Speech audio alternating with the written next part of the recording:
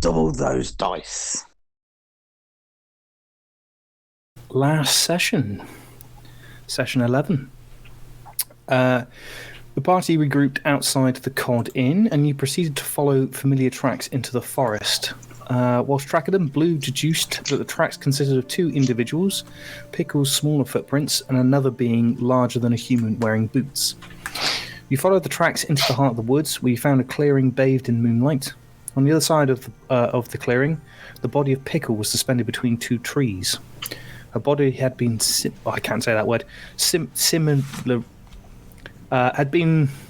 Had looked similar to the other one, the body of Alex, who would also be mutilated in such a way, with the chest cavity opened up and all the inside turned to black.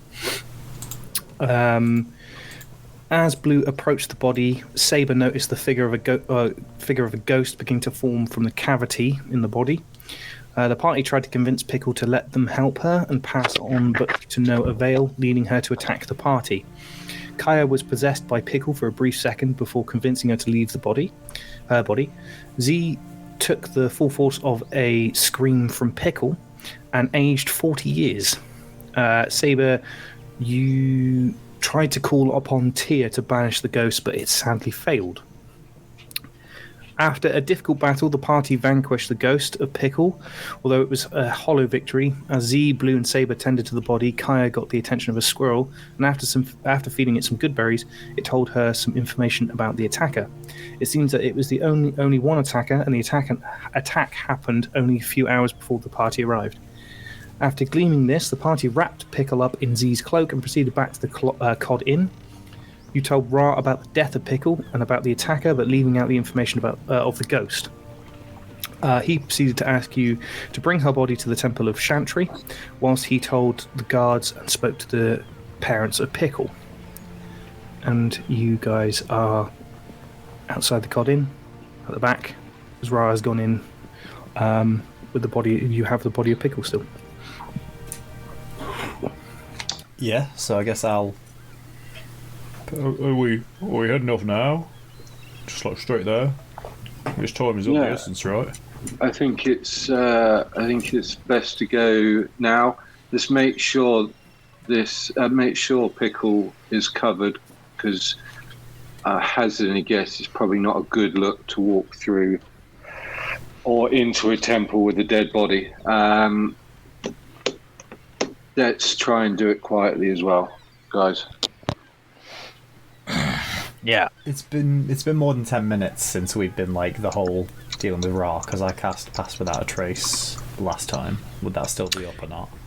Yeah, I think you'd have to recast that now. It's been a bit of a while, you talking to Ra and things like that. Well, I'm not going to. Screw that. Cool. Yeah, we could be quiet. Cool. Saber, is there any chance you could do the talking at the temple as a religious chat? Some people, some religions don't like what I do. So if you could be the voice for us, and Sure. And I'll hang back. I'll try my best. Wait, what do they not like you doing?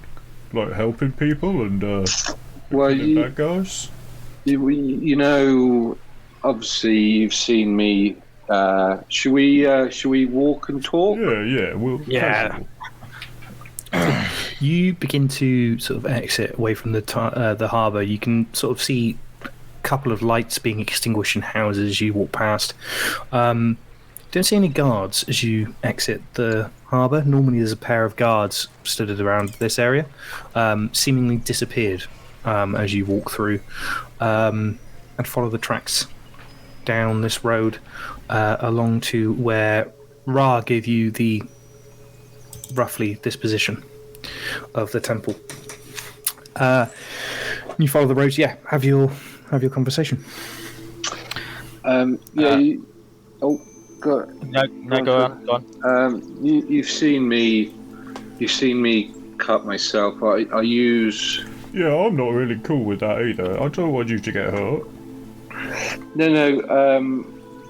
All right. Yes, I do hurt myself a little bit, but it's to give myself a little bit of a helping hand in combat.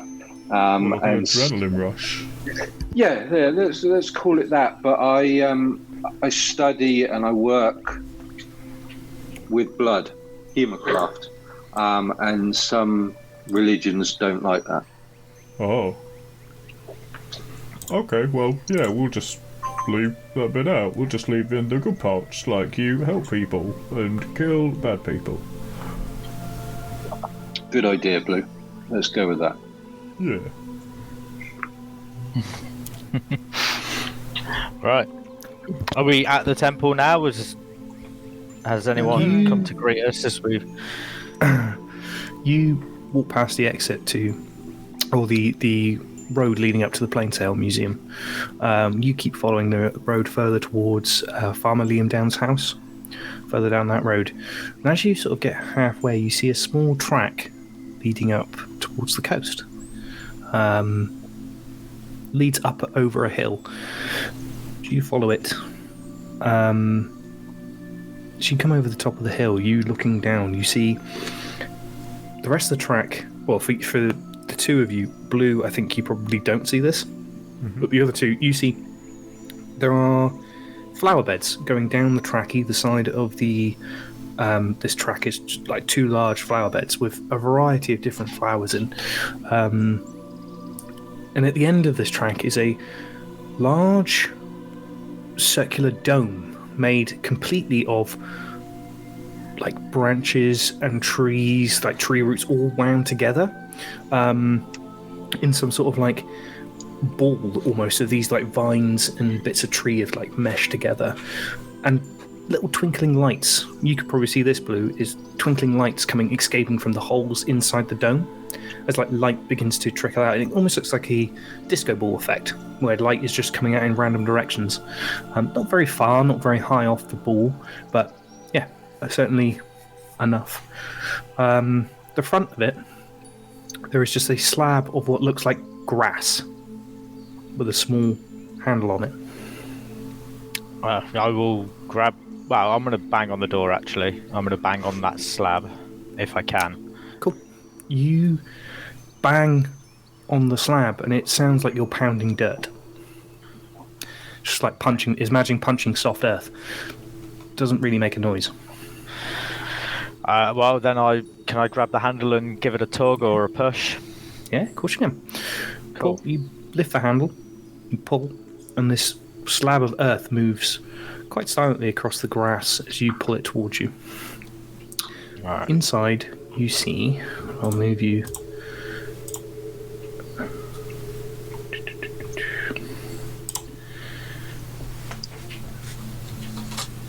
It's not one of my best maps, but you get the gist. Inside is stone pews. 6 stone pews, 3 on either side. And at the end of this dome is a large piece of, like a large tree trunk that's been carved at the top. So it's still rounded on the sides, but there's like an indent in the top, and it's a nice smooth table.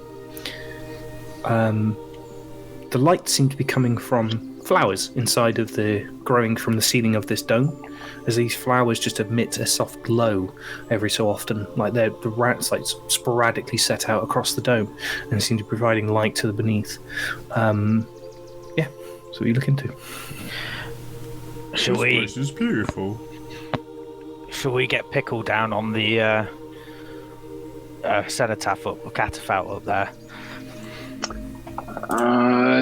Should we do that, or do you think we should maybe call out for...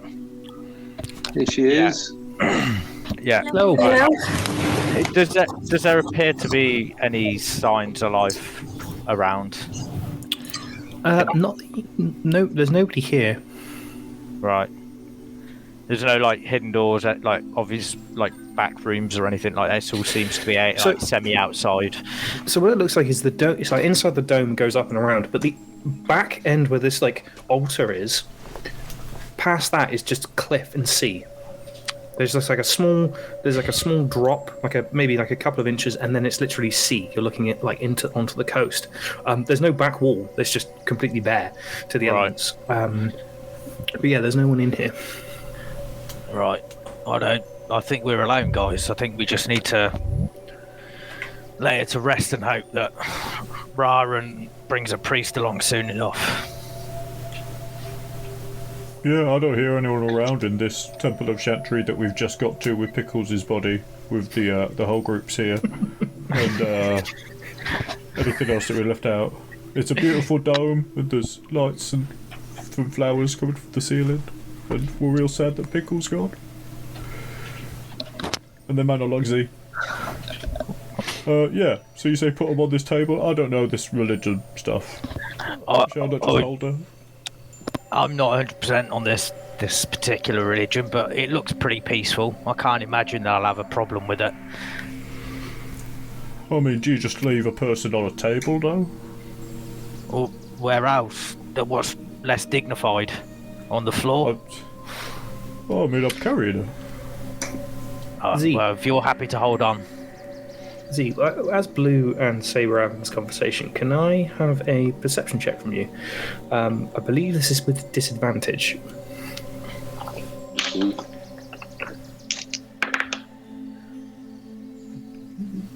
Eight on the die. 10. 10. Cool. Sorry, just very quick. Can we, as he's technically still here at the moment, can we use biscuits during this session? Yes, you can. Caster Biscuit is still in the room, so if you want to roll that with advantage and rely on Caster's help, see, that is absolutely fine. So it'll be a straight roll. Okay.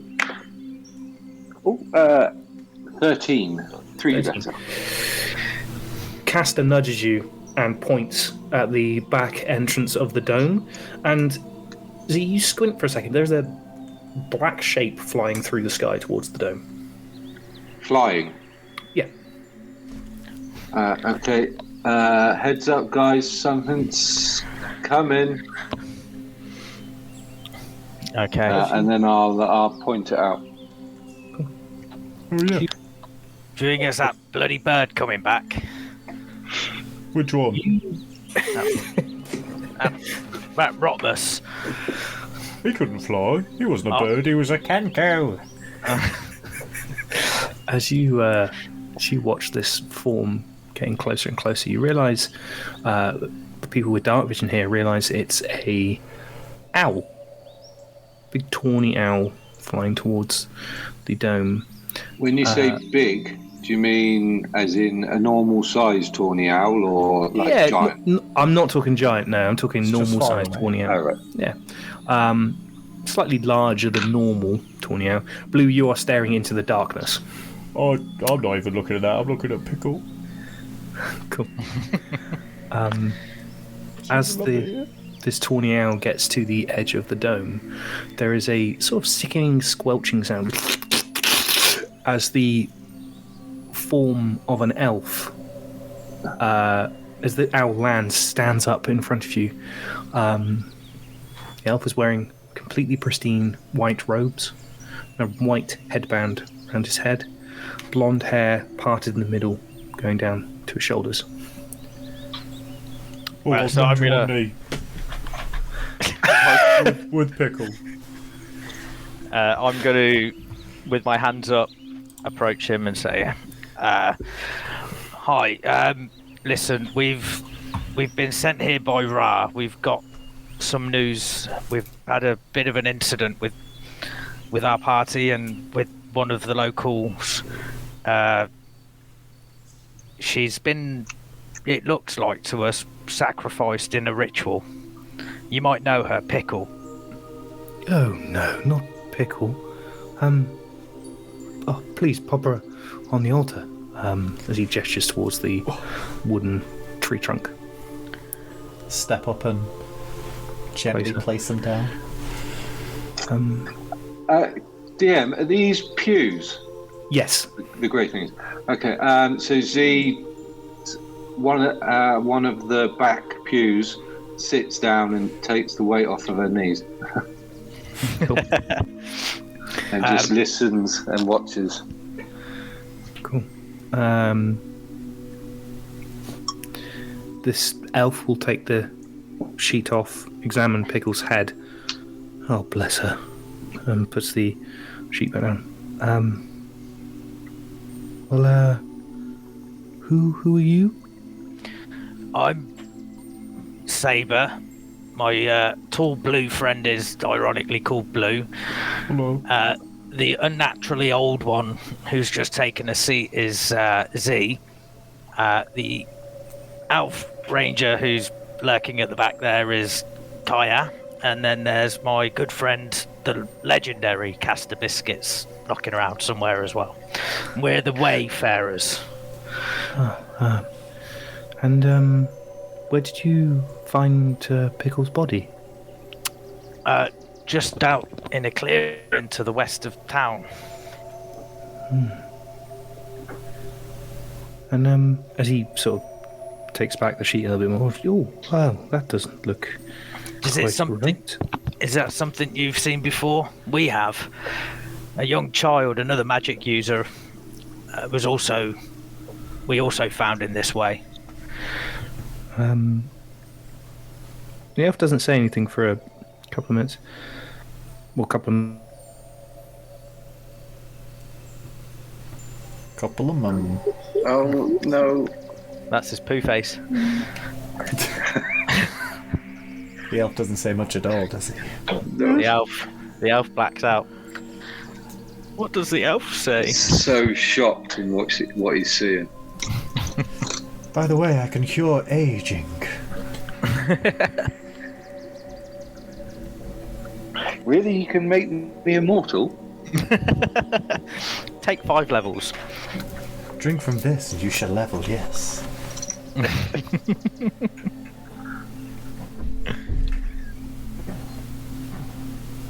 Uh-oh. Yeah. This is a big poo-poo. Well, he said occasionally that conks out for a certain amount of time. But this is the That's longest true. he's been gone. I miss him already. I don't, he keeps killing my friends. Yeah, I thought you and Pickle had a real chance.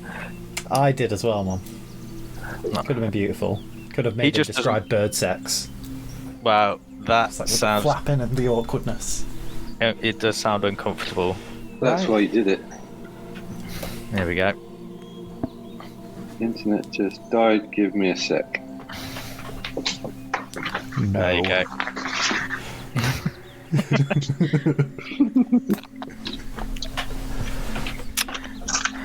Hey Tan, you alright? I'm good, thank you. Sorry, I was talking and I hadn't realised it kept muting me, so I've just been sitting with my muted. Nice. That's Yeah. alright. Sorry. Dog Don't walk be took sorry. longer than expected. sorry about that, guys. That's no worries. How are we all? Has everyone had a good week? Pretty good. So far, extra D&D, so always a good end to the day. Yes. Exactly, yes. I've Yeah, had a very sorry about- exciting week. I've been invited to 2 new campaigns, so I feel like... Oh, damn. I know. La-di-da. Check said, you "No, I've out. already got the perfect one. Yeah, Well, right. of course I did say that, yeah. There we go. And then I said yes, please. That's well, that was inspiration for Kaya and Blue, but it's now just Blue. So Oh, if you're actually giving me inspiration, I want to give it No. to Z for throwing me like a No. wolf. That was fucking awesome, by the way. One of my favourite yeah, D&D sorry about that. Sorry? I don't know when it crapped out, so I think it was probably It was literally just after I asked the question and said, we've seen this somewhere else before. you see the elven gentleman lift the sheet and examine the torso of Pickle, which is still just sort of cavity. No, that's very concerning. And I've never seen that before. Sort of pauses for a couple of moments, and then, how rude, Sheila and holds his hand out to Sailor. I will take his hand and give it a shake. It's a very limp-wristed. It's not even like a handshake. It's like that. It's sort of like a weird thing. I'm guessing Ra sent you here for me to prepare the body for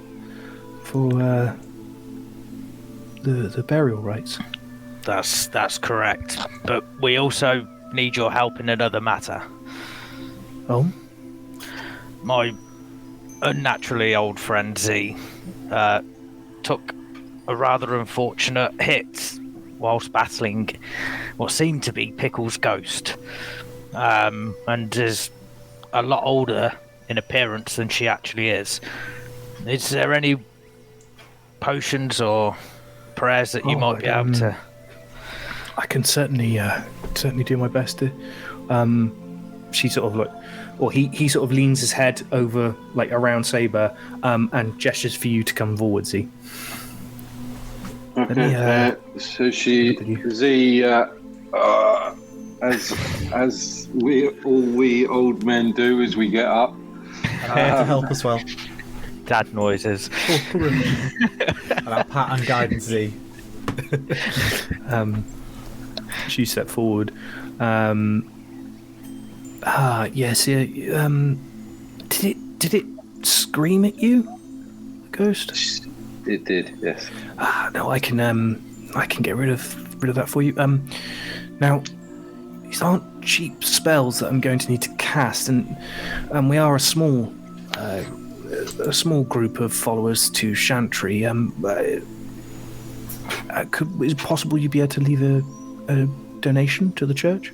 Absolutely. You tell me what you want me to do or what you want me to give, and if it's in my power, I will do it. I will give it. Well, we normally ask for it'll be a greater restoration that you'll need to restore you back to your original age. Now we normally suggest a donation of 150 gold pieces, but I'm not suggesting you need to pay that. You can just give as much as you wish or as much as you can, and we will generously take what you can offer. Absolutely, that's absolutely fantastic.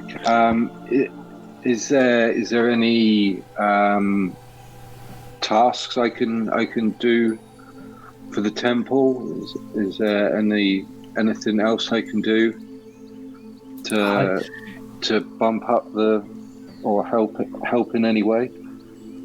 Well, nothing springs to mind at this particular moment, but you can always. I'm always glad for a hand when I need it, so I can always get in contact if you so wish. And he gestures to a tree stump against the inside of the dome, which has got a slot carved in the top, and there seems to be some sort of you can see the outline of a drawer and a handle stuck to the tree trunk, and he gestures, please, just donate what you can, and I will prepare the spells I need for you. I can donate. I can donate 75 gold pieces to this for you, Z. Wow, Sever, that's very generous. Thank you. I can. I will match that absolutely, and we will reach the 150. Cool. You go and put 150 gold pieces into the tree trunk. As Sheila begins to look through a green leather-bound book, begins riffling through some pages, muttering to themselves. When you finish putting donation in, he asks you to stand in front of the altar. He dips his finger in what looks like a bowl of mud, but it's very sweet smelling, and he begins to draw some weird runes on your forehead and then on your backs of your hands. Begins muttering something in Elvish, which the two elves around you and anyone who can speak Elvish is it basically translates as, Mother Chantry, please bless this woman, return her to her rightful age. This is all I ask of you. Bound by earth and soil and some other bits and bobs. You see Z her face begins to tighten as the skin the wrinkles begin to retract. You see Z, his currently hunched a little bit, her back begins to straighten as you hear bones cricking and cracking. You see Z's muscles begin to not bulge out but instead of being almost like bingo wings, it begins to be like muscle again as Z's whole form begins to change. And after a minute, Z is stood there. You feel springy again, sprightly. You feel strong. You are still, however. Oh no! I think you will be fully. No exhaustion, nothing, right? No, you are still exhausted. It's either one or the other, I'm afraid. You are still tired, but you are now the rightful age. As all this happens, you watch Sheila's eyes turn bright white. Completely, not emitting light, but just the pupils disappear and just go to the the whites of the eyes just take over. And after 2 or 3, about a minute after Z becomes normal again and the spell ends, you watch as Sheila's eyes begin to turn back to normal, piercing blue. Pupils begin to form again. Oh, not. Oh, sorry. Love it. Sheila, thank you very much. That's more than anyone has ever done for me. Thank you. Oh, not a problem at all. I can go on and carry out my my mission. Thank you. Not a problem at all. Now back to the more concerning of the matters. So how did Pickle end up like this? Well, we don't really know. We found out from Ra that she hadn't turned up to her shift at the COD, and with a little investigation, some locals told us she went into the woods with another person. There didn't seem to be any signs of her struggling or being taken there against her will. So we followed the tracks and then found her strung up and in this condition. And nobody else there to be found. So as Saber has rightly said, we've also come across another body in this shape, and definite evidence of some sort of ritual being carried out with this body, and we have an eyewitness that saw it happen and said that the organs were taken out of them, and grinded and used for something. You may well have not seen anything like this. Have you heard of any ritual?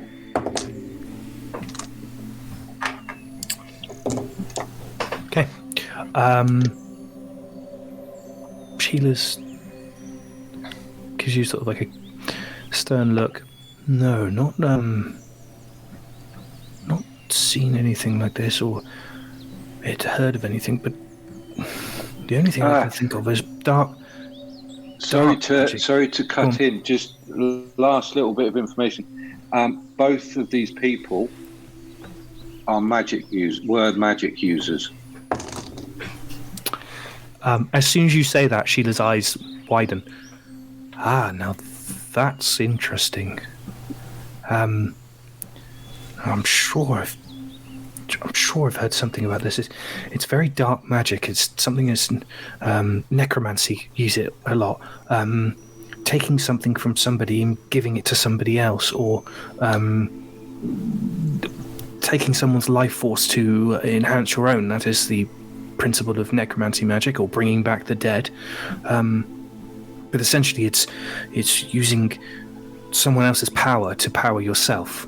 Do you think they are, and from what you've heard, do you think this is them trying to prolong their life or trying to make themselves more powerful? I don't know, but it would seem if they are magic, if you were just trying to prolong your life, you would just take anybody's life. But if you were trying to make yourself stronger, you would take magical abilities away from somebody to give to yourself. Possibly it's an enhancement of something. I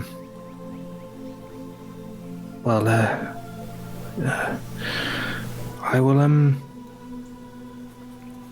put some feelers out within the temple, see if we can come up with anything, see if any of my friends have seen anything. It'd take me a couple of days to round them up, but it's possible. As he's sort of chatting to himself, it's almost to you, but it's to himself. He's sort of like going over something in his head. He looks up at the five of you. You guys look like you could do with a bit of a rest. Yeah, I'm just helpful. petting Pickle's hair, not listening to any of this really. There's the glade just outside the temple here. It'll keep you safe for the night. I will need some time to prepare Pickle's body for the funeral. I should be finished by morning. If you want to take a rest and come and see me in the morning, and we'll make arrangements for her burial. Is there anything we can get for you that will aid? Oh no. The passing? No. I'd also like to examine Pickle's body, just to see what's happened. I'd spend some time, and then I'll do my burial. There's everything I need is here. I didn't need you to fetch me anything. He reaches up to the ceiling and takes a large red berry, which is growing looks like the size of like a small watermelon, and it's like red. It's like essentially it's a watermelon which is red instead of green, and it's still got that black, those like dark like things. He takes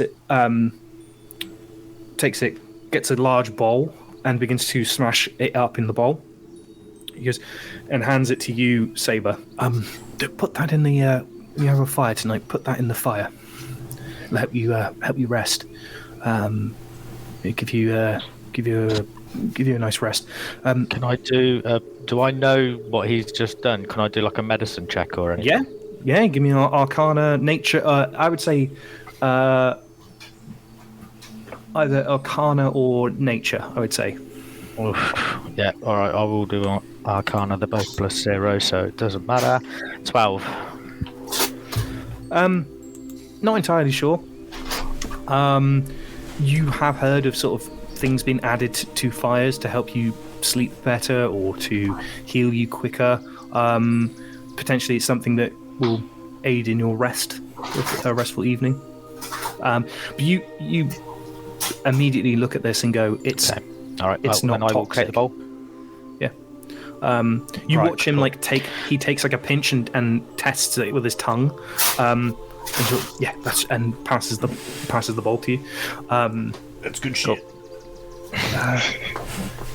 No. Is anyone else hurt? Just a few bumps and bruises for everyone else. Only on the inside. He walks over to a small darker corner of darker area of the dome and begins pulling off tiny good berries that seem to be growing out magically out of the floor, and hands each of you a couple of good berries for you to take. If anyone's hurt or injured, take these. They'll ease the pain. Thank you. That's very kind.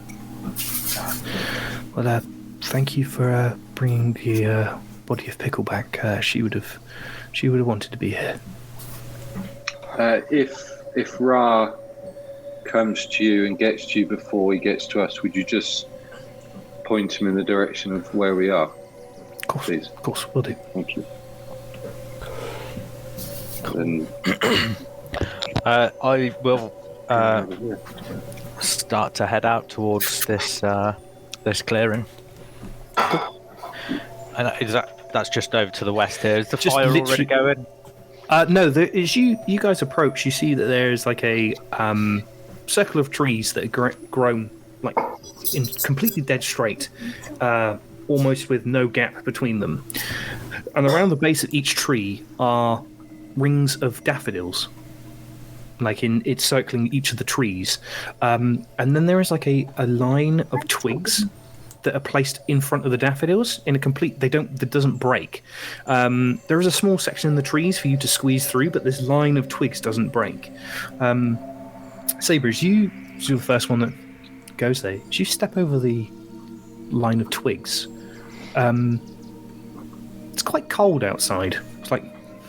It's sort of like spring morning. You're sort of like not shivering, but you get that like every now and again you get that chill ripple through your body. As you step over the twigs, you feel the degrees of the temperature of the air around you rise by about 5. As you step in, it's now not too hot. Sort of like if you were sitting down, it'd be fine. If you were like running around, you'd be too hot now. That's the sort of temperatures you get as you step over. You also can't hear the sea anymore. Nice. Inside the clearing is like moss has completely grown around the clearing, leaving like a complete circle around the fire pit. But the moss is squidgy underfoot, springy, quite comfortable. There is fire in the middle of this clearing, which is like just a fire pit, a load of logs next to the fire. It's not made; it's just as like stone circle, some logs next to it. All right. Is it going to be relatively easy to get a fire going? Can I just walk over instead of all the equipment's there? And Yeah, you can start a fire, no problem at all. I will start a fire, and I guess I'm just going to put the bowl straight in, the whole thing. I'm not even going to worry about scraping out the fruit. Cool. Saber, thank you for giving that 75 gold. I will pay you back, and I will pay you back in interest. Don't you worry. And thank you for asking. It's just material. It's not why we do it. I was going to say, I don't have any money towards that amount. I thought we were going to have to all pull together for days, but I apparently don't know a lot these days because you guys are old. We got paid by the market guy, didn't we? We've had a few. Shanlor, we exchanged some gold. Yeah. Not really about. I mean, you can have my gold if you want, I guess, if that helps. Do you have no gold now? No, I've kept 10 for myself just in case. Just in case we need anything else. Not that it will get us very far, but I think it's easy come, easy go, and we've got sponsorship into the Magic tournament. And if we don't win that, we'll at least maybe draw out whoever is targeting these Magic users, as there'll be plenty there tomorrow. Do you know, guys? I was wondering, do we lay some bait for this person, whoever he is? I mean, sure. I don't know. Do we think that this person is just going to go for anyone, or do we think they'll go for someone that could maybe win the tournament? I mean, I don't know what Alex was like, but he was pretty young. I don't know how magic he was. Pickles seemed like they could do some of the things that I could do. I mean, we didn't get to know each other too much, I suppose, but I don't know. They were both small, maybe.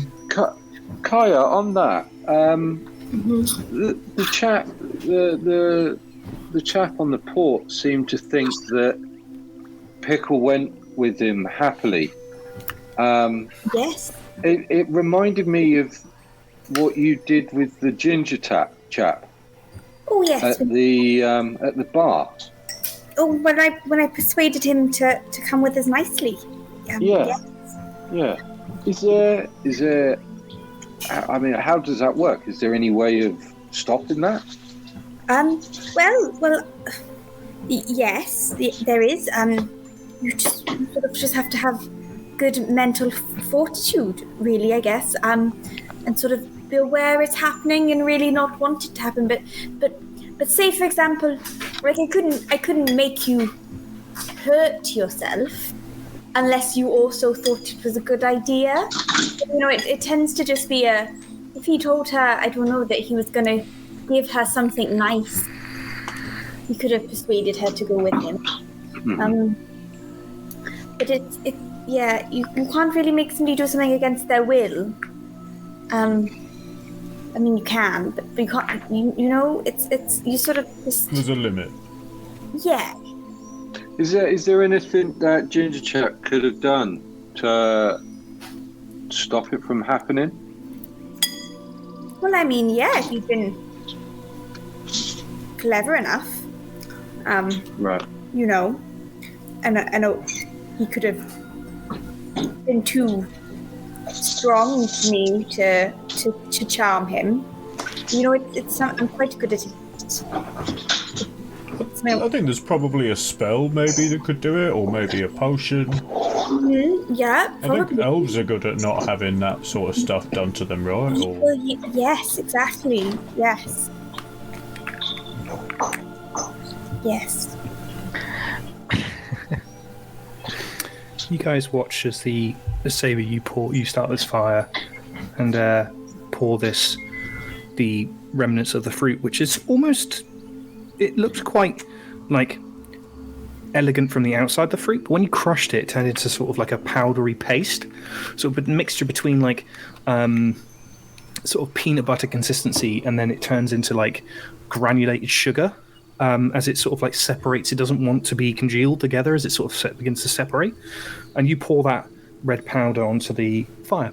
The fire flames, instead of being orange, turn bright red and stay bright red. They're still burning. And the logs keep being burnt down. It just the fire begins to burn red. You get this lovely like smell of like a toffee apple. As it begins to like waft around the clearing. The smoke also is sort of like a reddy tinge to it, rather than being like black or like grey as the smoke rises. It begins to like rise with a red tinge to it. So I'm going to take myself off to a corner, or to I say a corner, I know it's an oval. Yeah. I'm going to take myself off to the side and sort of... To a curve. To a curve, yes, away from the rest of the group, and I'm going to start a prayer to Tia. And basically I'm just going to ask him for any guidance on how to restore balance to the area and stop these magic users becoming victims before I set into my long rest, if I can. Cool. What's everyone else doing? Does Blue also notice the same features of the area where it was like you can't hear the ocean and it's not cold anymore? Yeah, you all notice this. It's not a check. I'm not going to make you do a check to this. You all notice as you stepped over that twig line that the temperature rises and the sound of the sea disappears. Well, Blue loves the cold and the sound of the sea, so can he like go and just is like still in view so that Z's doesn't get shouty at him for leaving. But you know, just curl up outside. Yeah. You go and spend some, like, you leave the circle as everyone sort of like beds down for the night.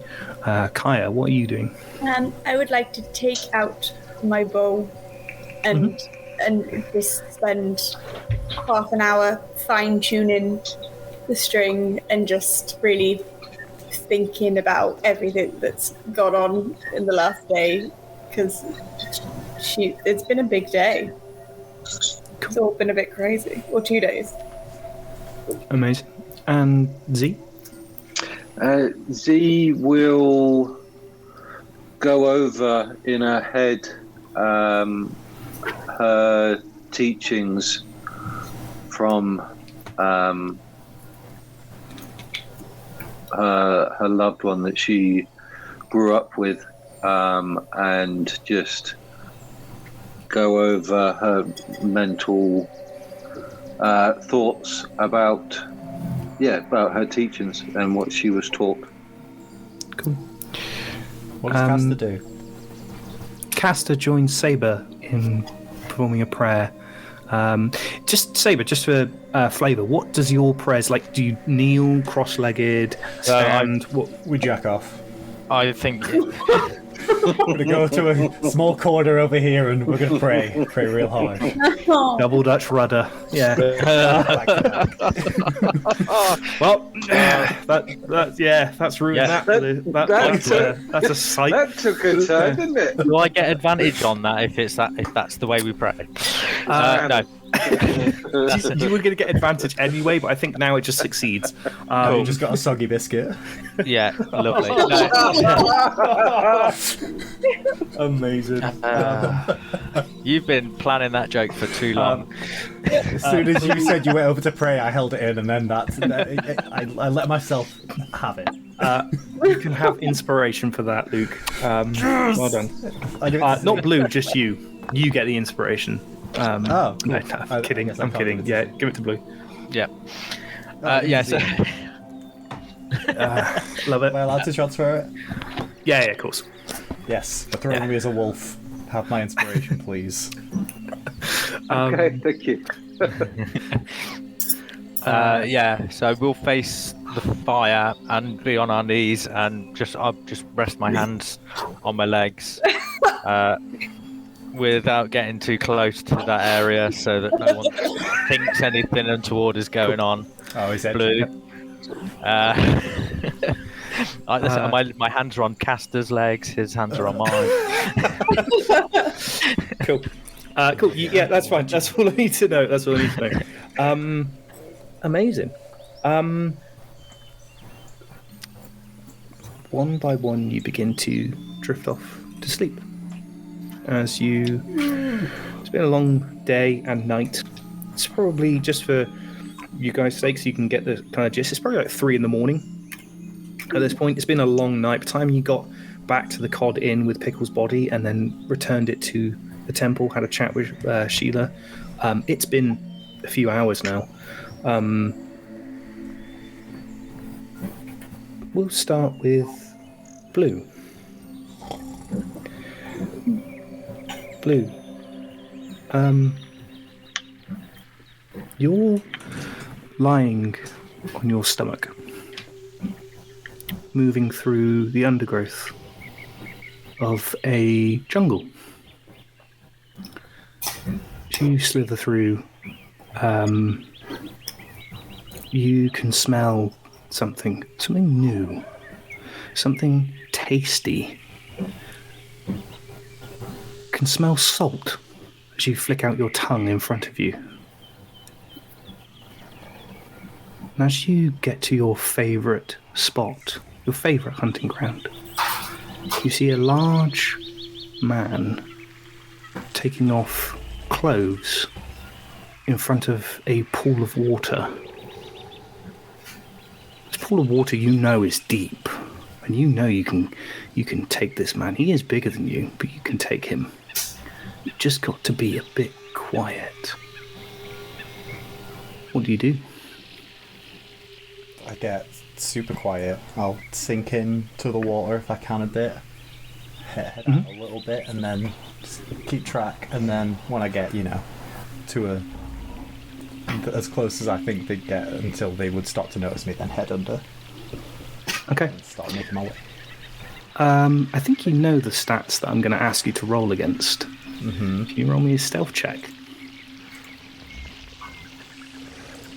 with a -1. That's a 3. 3. Or 2, sorry, -1. You get close to the rock that leads into the pool. Oh wait, sorry. Which am I rolling as blue? No.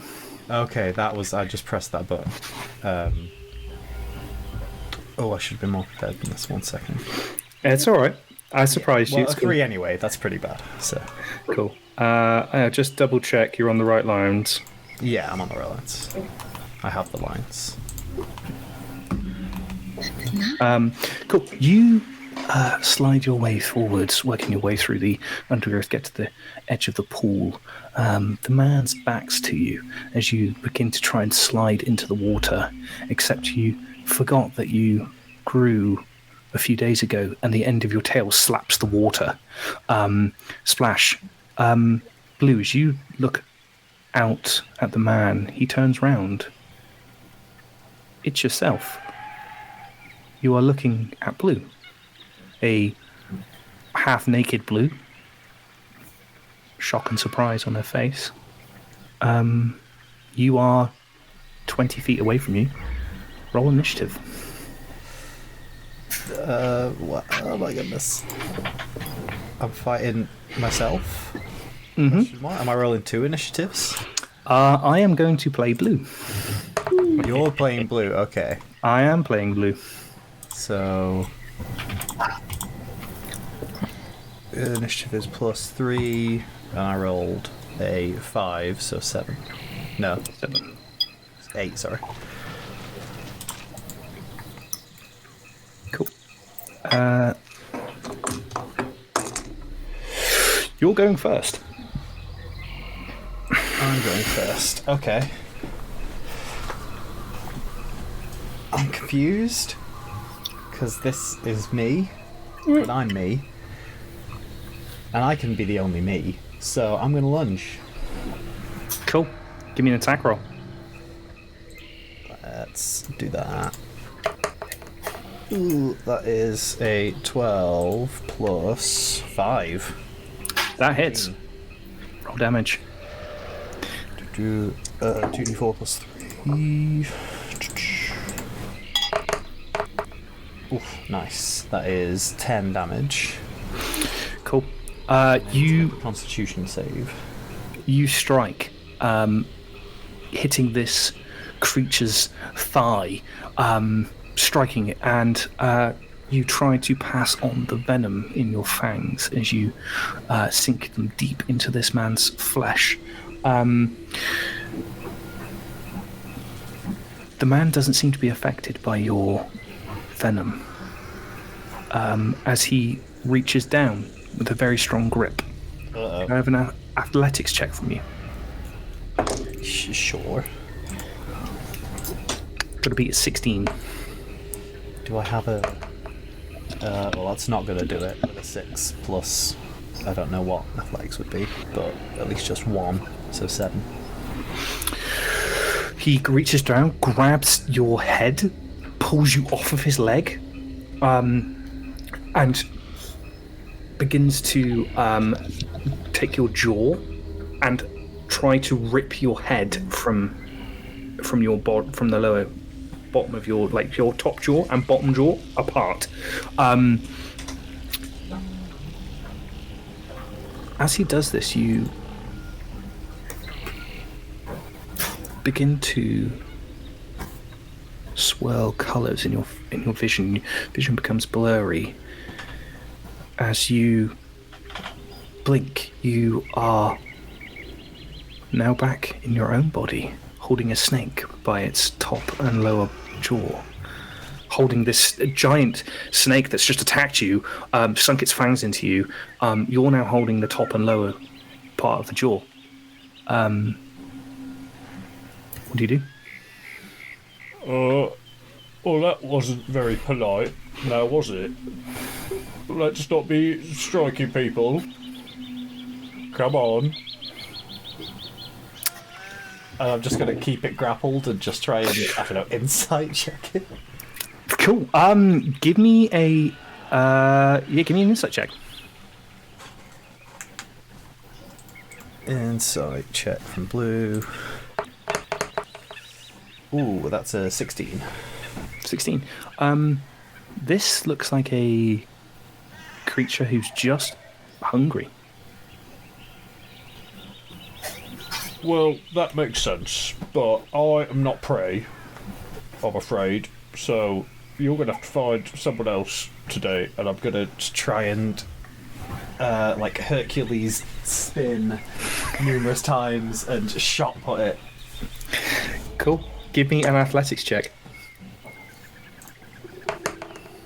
Ooh, 15. 15.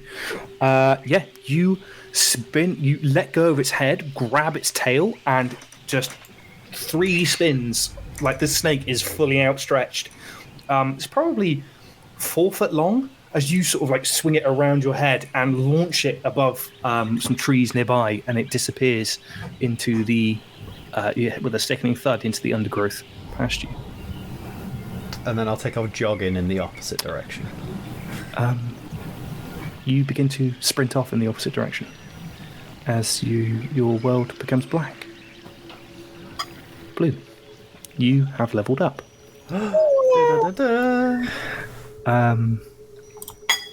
Amazing. Scary. We'll come to that. I'll come to what happens after when everyone else is finished leveling up. Kaya. Mm-hmm. You begin to drift off to sleep. How do you go to sleep? Are you trancing, or are you going to like actually sleep? I reckon she finishes with her bow and then thinks about trancing because, it's the sort of thing she should do to really take it all in. But actually, she sits there cross-legged for a few minutes and goes, nah, fuck it. And then just sort of flops backwards and like lies down to actually sleep. As you go cross-legged, you see the others begin to drift off to sleep. And as you sort of, you sit there cross-legged. As you open your eyes, you realise that everyone else is asleep around you. You lie down, get comfy on the moss, and just as you're drifting off, just as your eyes begin to droop, there's a purple flash from like a vibrant, light purple flash from something on your chest as your eyes close. Can I look down? You look down. You are kneeling. Oh. Okay. You realise as you... What do you do first? You realise you're looking at a pair of knees or legs that aren't your own. Interesting. Okay. I would like to lift my hands in front of my face and sort of check them and see. You try to move your hands to your front, to your in front of your face, and you realise as you get your hands to sort of your hips, you realise a chain is digging into your back as you realise you're chained. That's not good. Can I look around? You raise your head. It's dark. You've got night vision. Mm-hmm. To the right of you is something on fire. As you squint into the darkness and against the flames, you realise it's the Warm Nest Tavern that is on fire. Oh no. To the left of you... Oh, sorry. In front of this burning tree that the tavern was built around are 2 bodies. 2 bodies, both elves, you can tell from this distance. Mm-hmm. And behind the bodies is a large black-furred blink dog, which is licking the blood from wounds on the elves, just lapping up the blood as if it was porridge on a floor. Mm-hmm. To the left. To your left. I imagine I would like cry out at that moment. Just like To a your little left. To your left are 2 figures wearing black robes. The robes touch the floor, leaving their bald heads exposed. They're sort of as you're sort of like looking at these two, they're sort of like at a 45-degree angle to you, and you can see that there is black coverings across their, like, to the tip of their nose, down across the bottom of their face, covering sort of like their chin, mouth, and the black seems to be shimmering slightly, as if like emitting some sort of like imagining sound being, if you watch sound like emitting against like a speaker or something, it vibrates slightly. You can see this whole mass beginning to vibrate. You try and scream out. Is that It's like a little, like a whimper. Seeing the dead people, just sort of despair. You whimper, but no sound comes out of your mouth. Okay.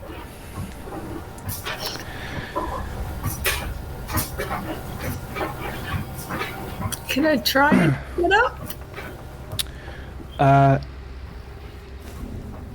Yeah, give no, in fact, no. And there's a reason for this. As you like try to stand, you realise that you're not in control of this body. You go to like stand, but nothing happens. It seems. Give me an insight check. Oh, exciting. Okay. Oh, it's not good. Is it just my insight? Mm-hmm. It's 12. 12. All you know is you're not in control. Mm-hmm. As you're sort of like, this is all happening, you hear the two men talking to each other. She won't be happy about this. No information again. Someone must have seen her. She can't have disappeared. Anyway, we can't kill. Anyway, can't we just kill this one now? And they turn to look at you.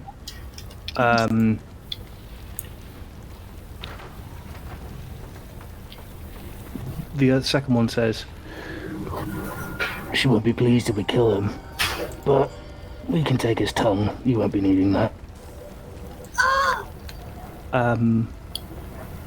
As they say that, the second one laughs, just and kicks you straight in the chest, knocking you backwards. As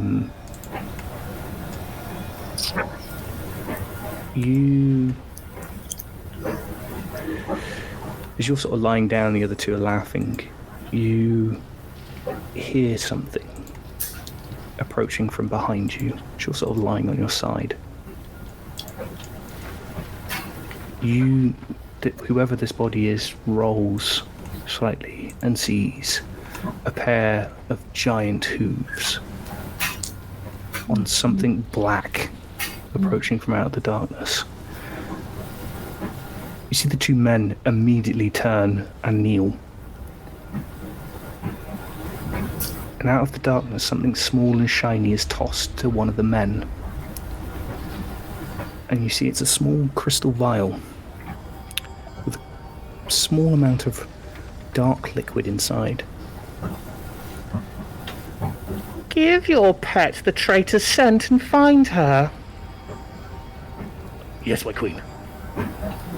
And the man who took the bottle goes over to the blink dog, begins to growl at him as he approaches.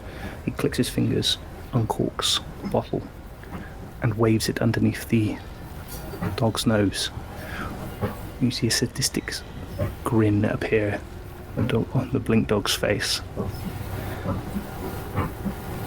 As you roll your body away from this, or the body rolls away from it, it rests on something shiny, a shiny blade dangling down from this dark mass. And you see, Kaya, the face, the beaten face, scar touching from his top of his head down to the chin, over one of his eyes, which is now white, you see the face of your brother, Boron.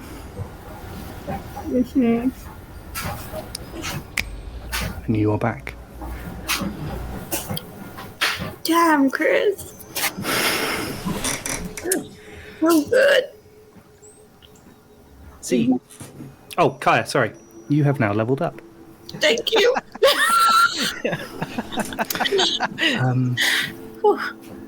Z. You begin to drift off to sleep. It's been a hard day. It's been a very difficult day for you. I think it probably crosses your mind at some point that you were quite close to death. Had there not been a cleric at this temple, you probably wouldn't have made it till morning. Or maybe you would have made it till morning, but you definitely wouldn't have been able to help the party in any way. But that, you quickly, in your mind, get rid of that as you sort of try to calm yourself before sleep. As you think about something like, what does Z think about when they're trying to calm nerves or calm themselves? What do they think of? Going through the different moves with her greatsword that Ventress taught her. Cool. And very much the lessons that Ventress gave her and the last comments that Ventress said to her before she left. You begin to go through these different moves with your greatsword. It's almost like you're watching yourself do these moves in like a mirror, so sort of like or watching somebody do these moves in front of you, and you're sort of playing this image back in your mind, and you're going through different moves like the dovetail feint and the snake strike and things like this. You're going through, they've all got names and they're all silly names, but you know them, they work. You finish those moves and sit down to sort of meditate, and you're watching yourself meditate. As the sea begins to rise around you, and you blink for a second, and you are stood in a lovely sunny day, sun beating down on you, very warm, looking out to sea, to a calm sea. You look down and see you stood on a plank of wood, stretching out above the sea. There's a lot of chattering coming from behind you, a lot of laughing, raucous laughter, and you hear the groaning of wood from behind you as well, sort of like something creaking.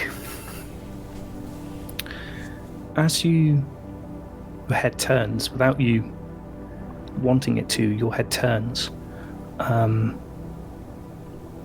You see a crew of half-orcs wearing a variety of different styles of clothing. Some of them shirtless, some of them wearing waistcoats, just waistcoats and shorts. All of them are barefoot. All of them are sporting different variety of weaponry, from swords and cutlasses to sort of folded nets around their belts and harpoon-like spears. But all of them are sporting this wave-cresting symbol tattooed on them, sort of branded on, like someone's burnt this image into them. As you turn, you see that all these half-orcs begin laughing and jeering at you as you realise that your arms are tied behind your back, and so your legs tied, your ankles tied together. Someone steps forward wearing a large red tricorn topped with a giant eagle's feather.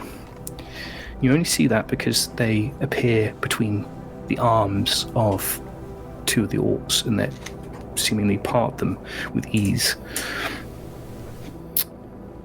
And they raise their head to look at you, and you stare back into the yellow eyes of a tabaxi, who you know is Law. She smirks at you. I am sorry it's come to this.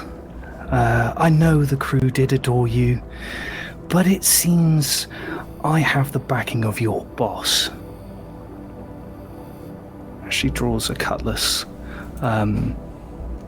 She begins to play with it in her hands. It's almost like a small, for you it would be like a large knife, but to her it's like a small cutlass. So she begins like to hold the blade with a pinky like with a fingertip, and like spin it in her hands. Honestly, it is a shame that you tried to form a mutiny.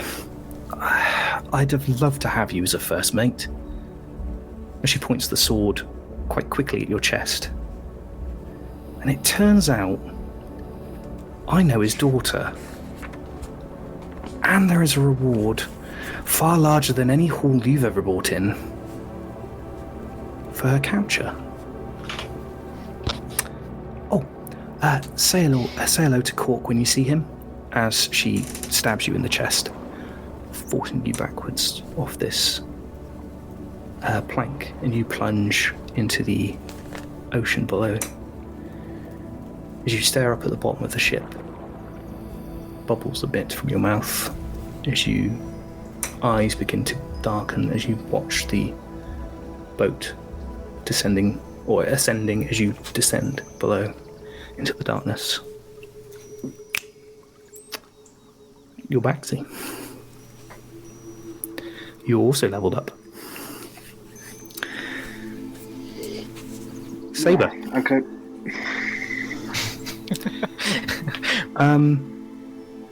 This is something I'm going to need from you. Can I have a religion check? Roll this with advantage. This is the only one that I need from... Sure.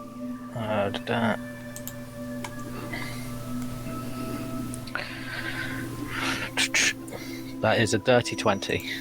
Amazing. You, Castor, staring at each other. As you kneel in front of each other, you blink and you are in this stone corridor again. Looking at Castor, who is this ghostly figure,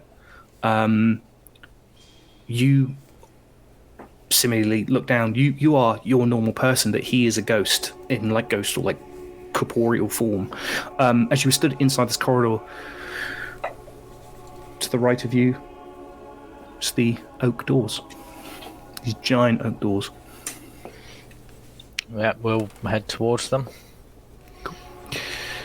Inside, as you creak them open, you see this large desk in front of you, so large that you need to seemingly walk up this giant ramp to get to the top, and it takes you a good 10 minutes to get to the top of this, onto this desk, where you see this large golden scales, and you see these giant hands resting on a desk, the torso of which onsets your whole horizon view. It's the only thing you can see is this torso of somebody, the head of which is so far in the distance you cannot see it. Yeah, you take a step over the ramp. Yeah. Do I know this is Tyr in front of me, don't I? Yeah, you've seen this before. Of course. So I will ask for guidance. I will ask for how to return balance to this land, and stop these unnatural deaths occurring. You don't get a response for a few seconds. You're sort of like waiting in with bated breath for this booming voice to come.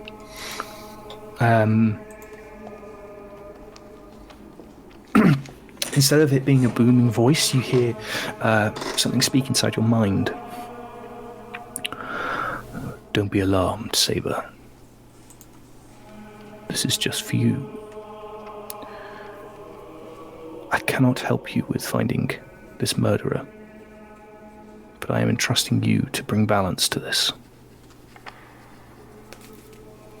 I will help you in any way I can, but I do not know the means to the end of finding this person.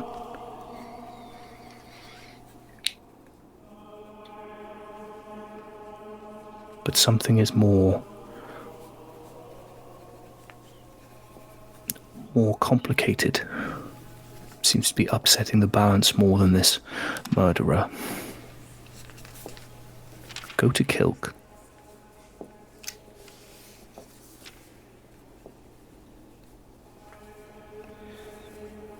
Something in Kilk is upsetting the balance of the universe. I need you to investigate. I need you to be my eyes and ears on this. I will find this murderer first, and then I will endeavour to head to Kilk with my new friends and seek out what is causing the imbalance on these lands.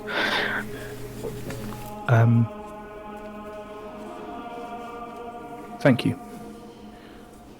As you turn, you see Castor, who has a look of shock on their face.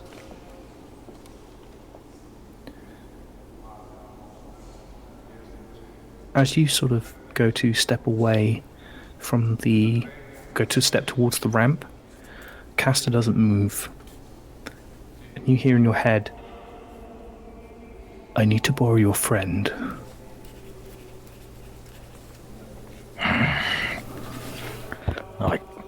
I trust in your wisdom. And you wake up. Castor is no longer there. You definitely knelt in front of him. He's no longer there. Just a slight gold tinge to the place where he was kneeling. As light begins to shimmer away from this patch. Awesome. You were praying for a long time, Saber, when your eyes reopen, the sun is coming up. You have also leveled up and taking a long rest. You have all taken a long rest, although maybe some may not be as restful as others as you guys wake up.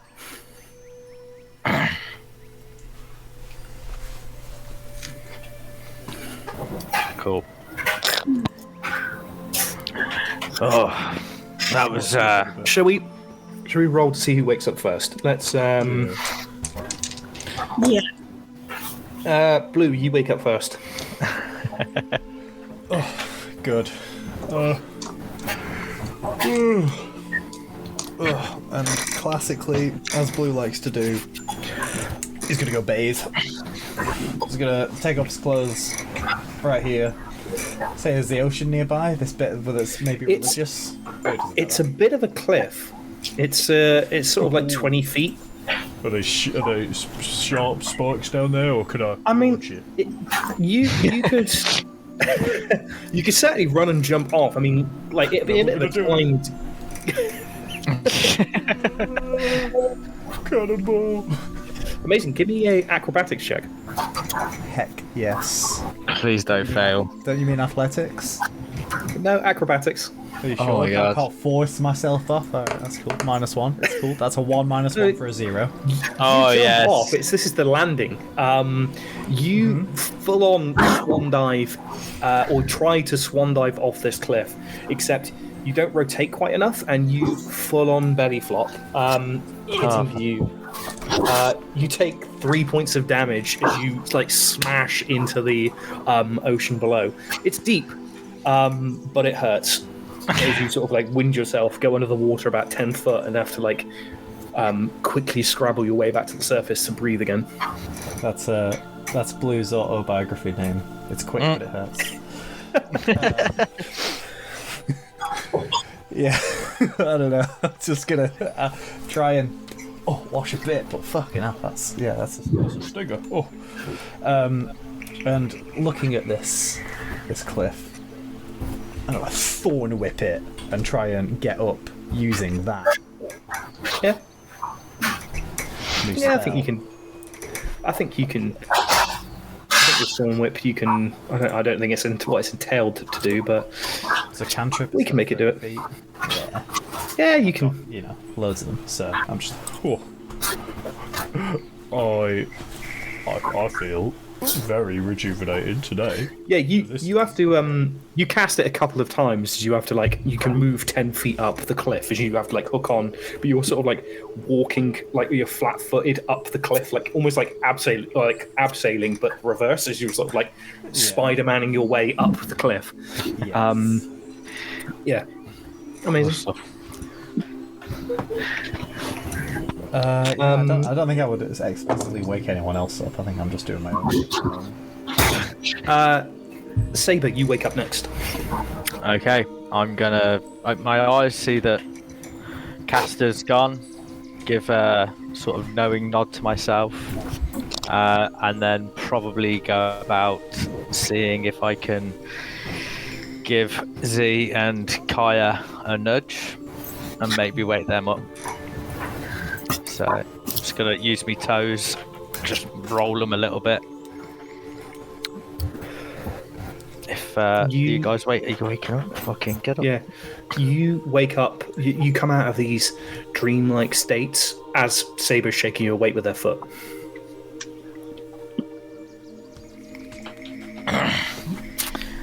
We should see if Sheila's done with Pickle.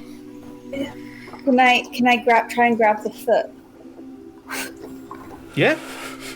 Give me a grapple check, so athletics. You can do this with advantage. I think Saber would not be expecting you to grab their foot. Well, he's only on one foot when he's poking you with it. Yeah. Oh, that's pretty good. That's a natural 19 on the dice. Saber, give me an athletics check. Great.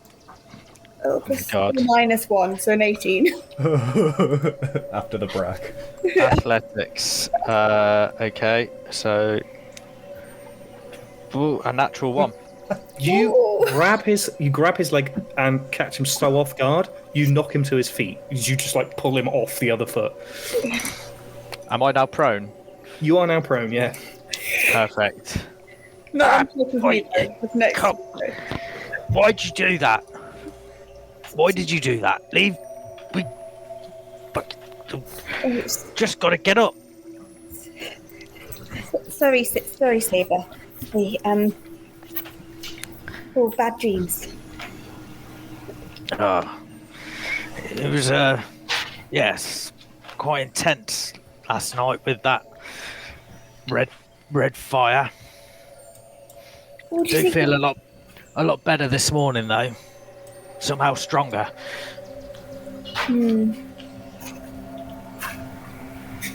I guess so. Where's Caster? Caster's legendary story is taken him to another part of the story for him. He'll be back. He'll be back, but what? He just got up and left. Oh, he's died. No. He's so obviously we are joined in our religious beliefs for Tyr, and Tyr has asked that Caster assist him in another unbalancing of the world and trying to write and rebalance a different story to ours. I have been asked though that we head to Kilk after catching this murderer and righting the wrongs and the evils that are plaguing this land. Have I heard of the name Kilk before, as he says it? You're on mute. Sorry, yeah, I was typing. Give me a history check with advantage. Good, I'm glad because that was the 7.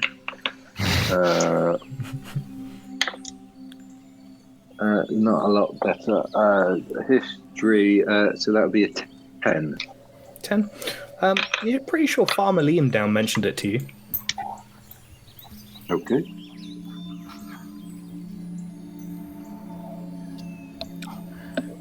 But we'll worry about that once we've brought protection to the magic users of this area.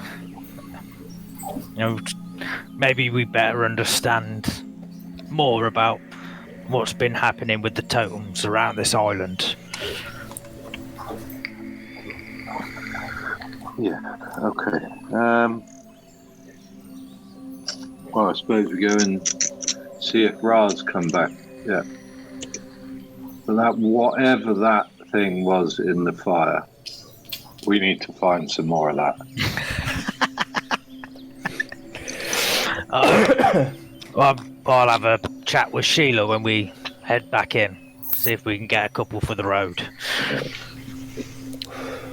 Like rare candies in Pokemon. Instant level. Chris, just on a side note, unless I say otherwise, I will make potency, as in my mutagen, short rest. Sorry, I'm losing you there. Try again. I will always make potency unless I say otherwise. On a short rest, did you say? Yeah, so I can make a new mutagen at a short rest or a long rest. Right. Okay.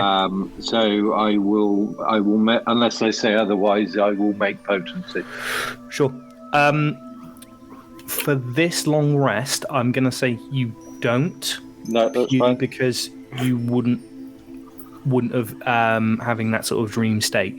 However, 100%. If you want to take a short rest in the next like couple of hours and make some, that's not a problem at all. Yeah, that's fine. Yeah, I'm just going to assume you always do that. That's cool. You guys awake? Probably see Blue climbing back up the cliff, like Spider-Man, completely nude from jumping in the sea. Put some clothes on you. We didn't want to see that. Put me right off my breakfast. What are you saying? Would you like seeing me in all my glory? And I'll turn around and wiggle me bum.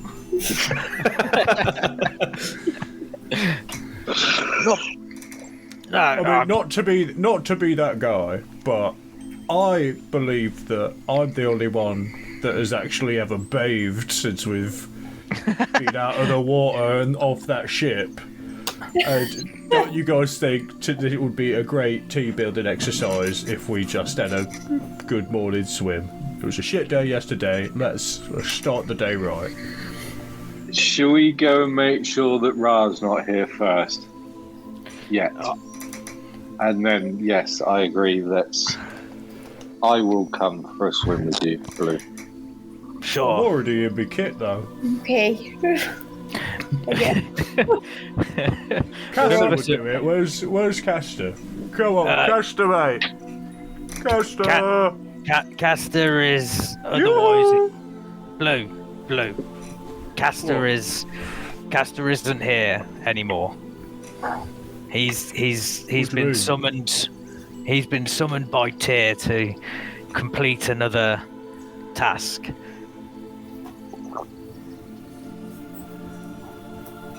Wait, what does that mean? It means Tyr has taken him to right another injustice in another part of this world, or another world. We gotta get him back, right? We are on our own path, Blue.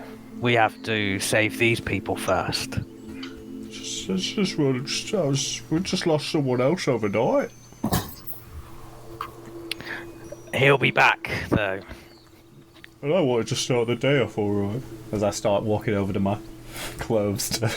Well, I thought we were going for a swim. Oh, I thought we were going for a swim afterwards. Thought we were checking to see if Ra's here. Well, we can leave the ladies to go and do that, and I will as Saber strip and misty step off the edge of the cliff 20 foot. So that, and then if you imagine like Wile E. Coyote running off the edge of cliff, yikes, straight down into the water. Give me an athletics check. Yes, that is going to be sorry, not athletics, acrobatics. Sorry, got that okay. wrong. That's fine. That's only slightly worse. So 23, natural 20. Cool.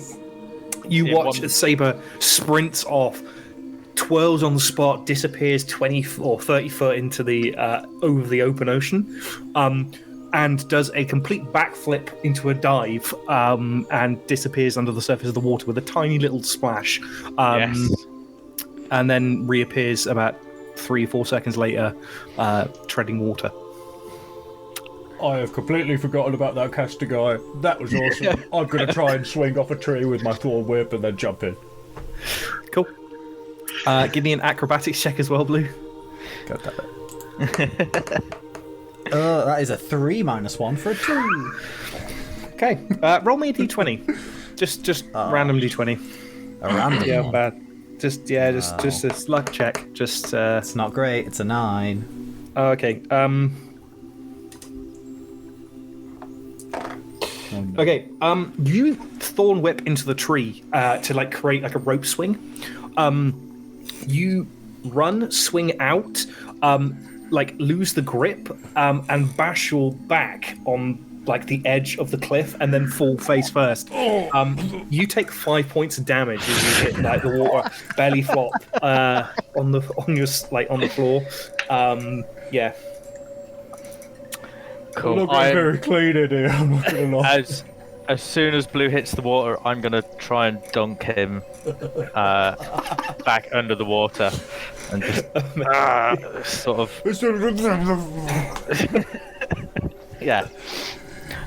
playfully try to drown you. What's Z and Kaya doing at this particular moment?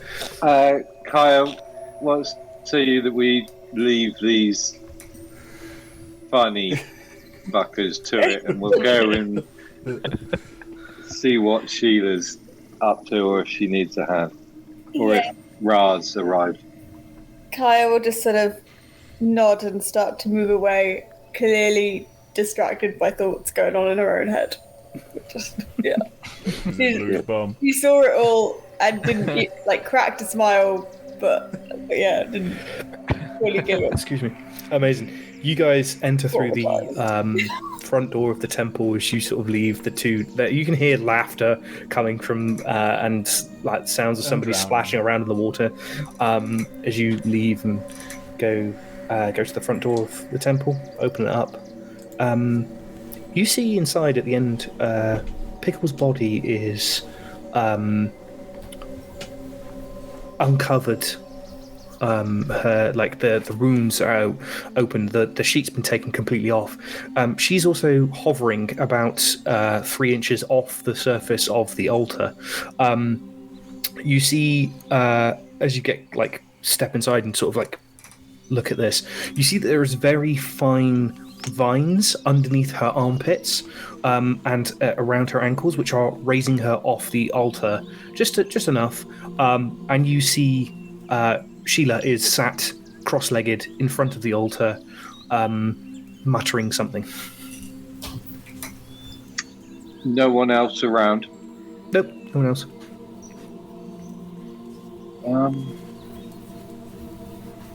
Wow, never seen that before. Are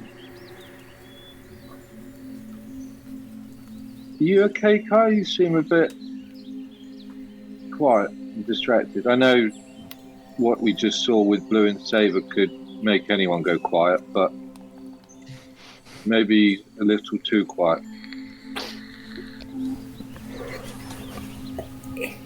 Yeah, there was just some bad dreams. Oh, you had them as well?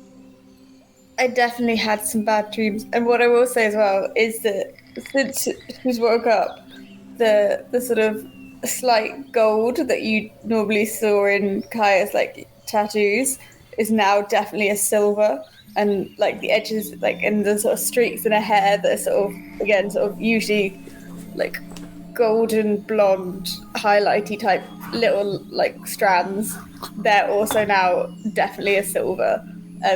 When she woke, she's definitely moved into a winter season, shall we say. Well, Just bad dreams. yeah. Love it. I've got something to. Doesn't look like Sheila needs anything. The boys seem busy. How about you do something for me and try and take your mind off your dreams? What do you have in mind? Z grabs her dagger from her waistband, flips it over, passes it to you by the handle. Any chance you give me a haircut? Yeah. Do you want me to use the knife? I could find some scissors, probably. Might be better. Oh, if you've got scissors, then go for it. It's just I've always used the knife. It's obviously a bit rough. What sort of thing are you looking for? And so Z lifts up her hair, and you can see an old undercut that's grown out. Okay. Any chance you could just take that back to the skin for me? Oh, so more of a shave, really? Yeah, no, we can do that. Okay. Yeah, I'll happily do that for you. And can I, excusing you?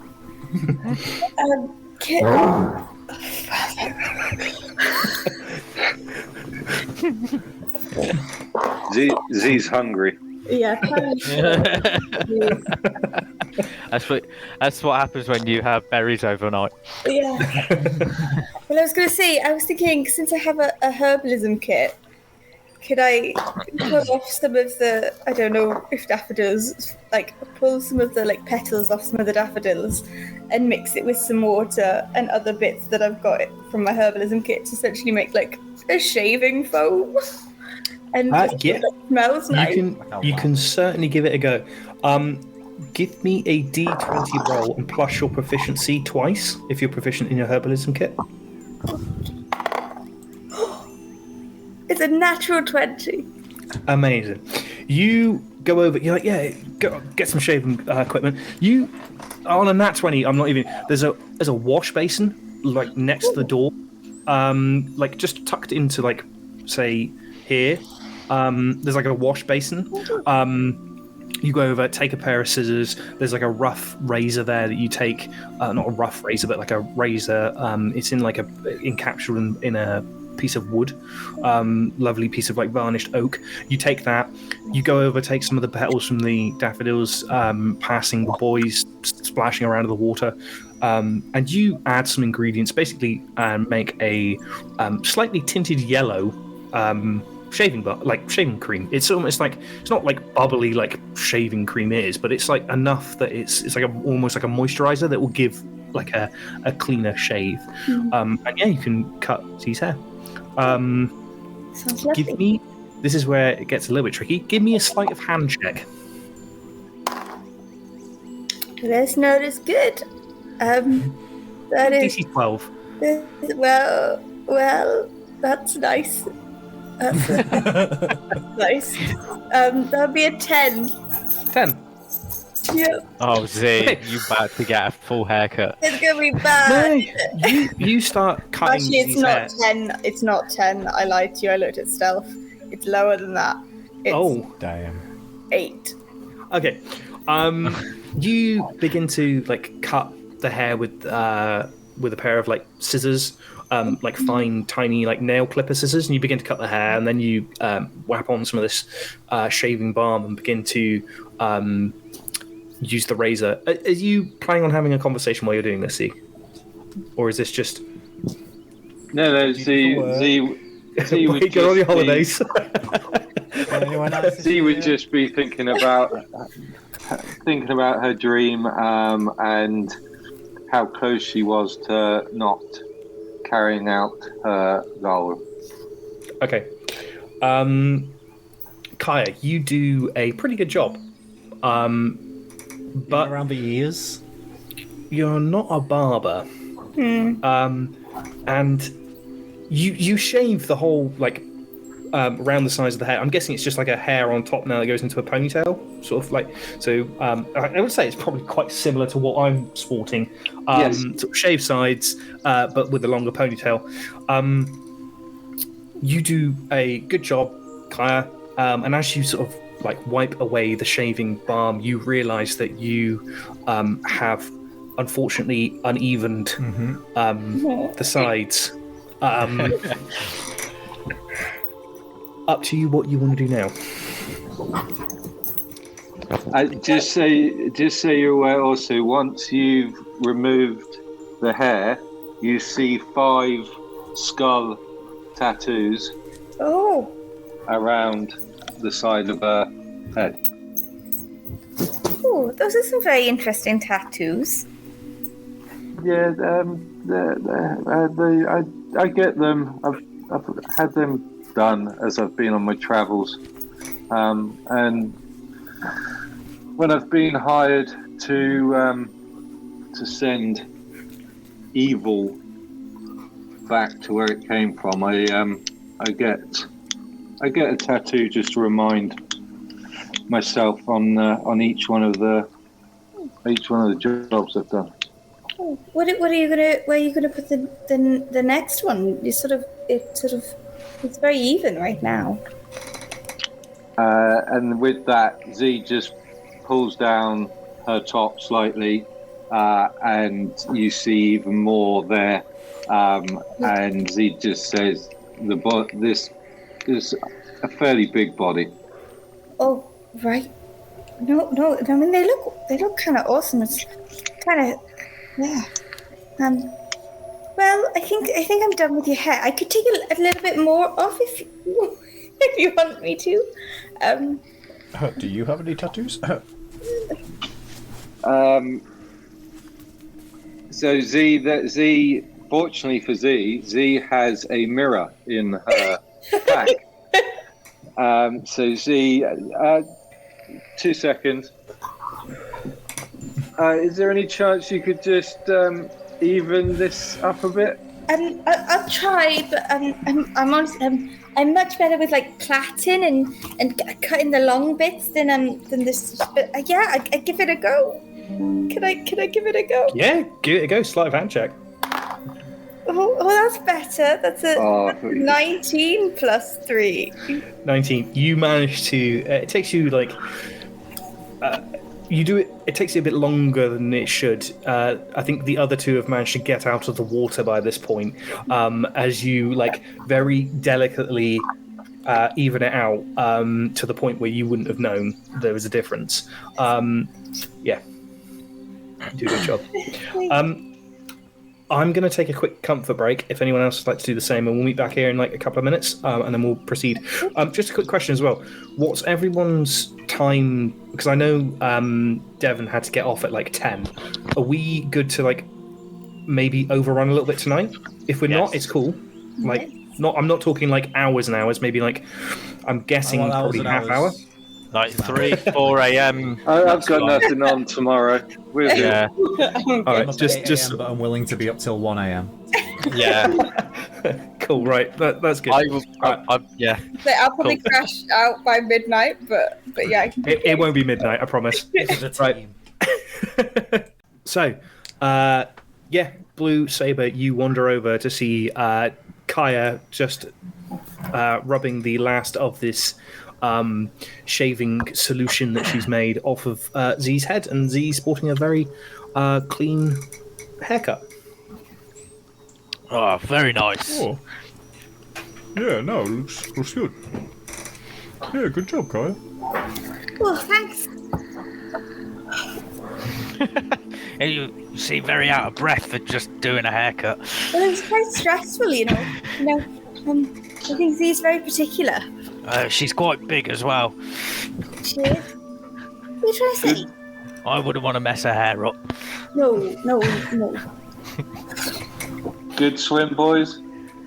Very refreshing. I felt an eel, if you know what I mean. No more than a minnow, I'm sure. I mean, I'm not sure for me. But squeaky clean, Good. ready to Good. get on with the day. And then Ready look to get towards on. Pickle and just. Oh, yeah. Is Yeah. Sheila still doing her stuff? He's still meditating in front of Pickle. Oh, it is. Well then, Wait, guys, should we go and find Ra? Because I'm not sure we're much use here. Does Saber remember where Sheila got that fruit from that produced the red powder for the fire? Yeah, it's from the ceiling. Can I reach out and grab one of those? You look into it. You don't see any. You see a variety of different things hanging from the ceiling. You see some of these flowers that seem to be pulsating with white light, just like gently, that speed, just gently pulsating light. You look around. You see some more of these good berries growing on vines from inside the thing. You don't see any more of these red fruit. Okay. These giant red watermelon type things. Sort of small, about that size. So As you're looking around, Saber, you see Sheila. You see the vines begin to lower Pickle back onto the altar, and the vines receding into the sort of like creaking in, receding into the back into this like sort of nest of the dome. Sheila begins to stand up. Trying to see Saber. Lovely to see you this morning. Did you rest well? Well, yes, but that fruit thing, it was a bit intense. What was it? It's a fruit we use to help people rest. It can cause some strange side effects, though. I hope you're okay, and the rest of you are okay. Well, we might have been nice to know that beforehand. Apologies. It is Can we get another one? I'm afraid they don't grow as quickly as you would hope. 2 seconds. Well, what are they? If we can look out for them ourselves, possibly, or maybe if you've got some seeds. I'm quite good with growing things. Bear with me for one moment. That's okay. I didn't realise I left my dice over there anyway. Find what I was looking for.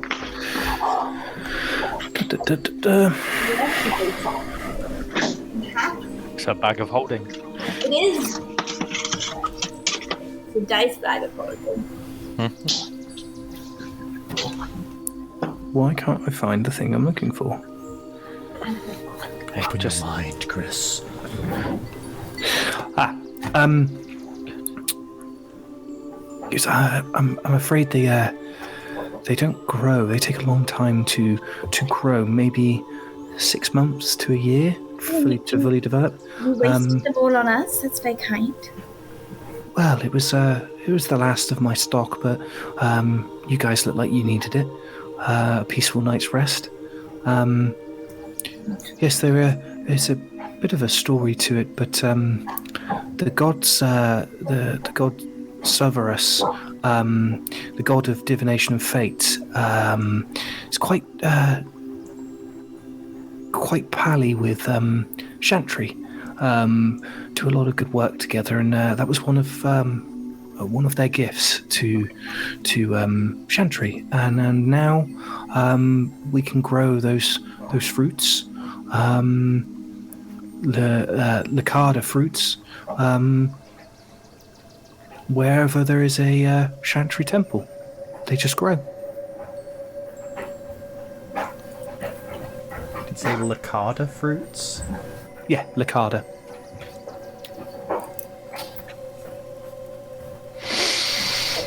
Did you? Wait a minute. Wait, one second. Are you saying that fruit made us dream weird? Is that what you guys have been saying? I've not been following that. I made contact with my own god. I don't know if it had anything to do with the fruit or if that was going to happen anyway. Did you have any weird dreams? I fought a snake, but I just kind of chucked it. I feel like I've had weirder dreams. I don't know, but it was definitely a memorable one. As you're sort of having this conversation, Sheila begins to cover Pickle's body again with a white cloth. He also hands back Z your coat, your cloak,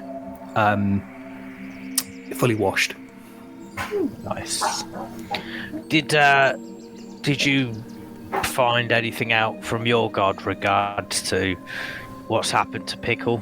I assume you've been asking the same questions I did. I have. Unfortunately, Sentry doesn't like to speak to me as much as I would hope in dire times. But I will keep asking the question of why and who. Hopefully we can get an answer. I will be burying the body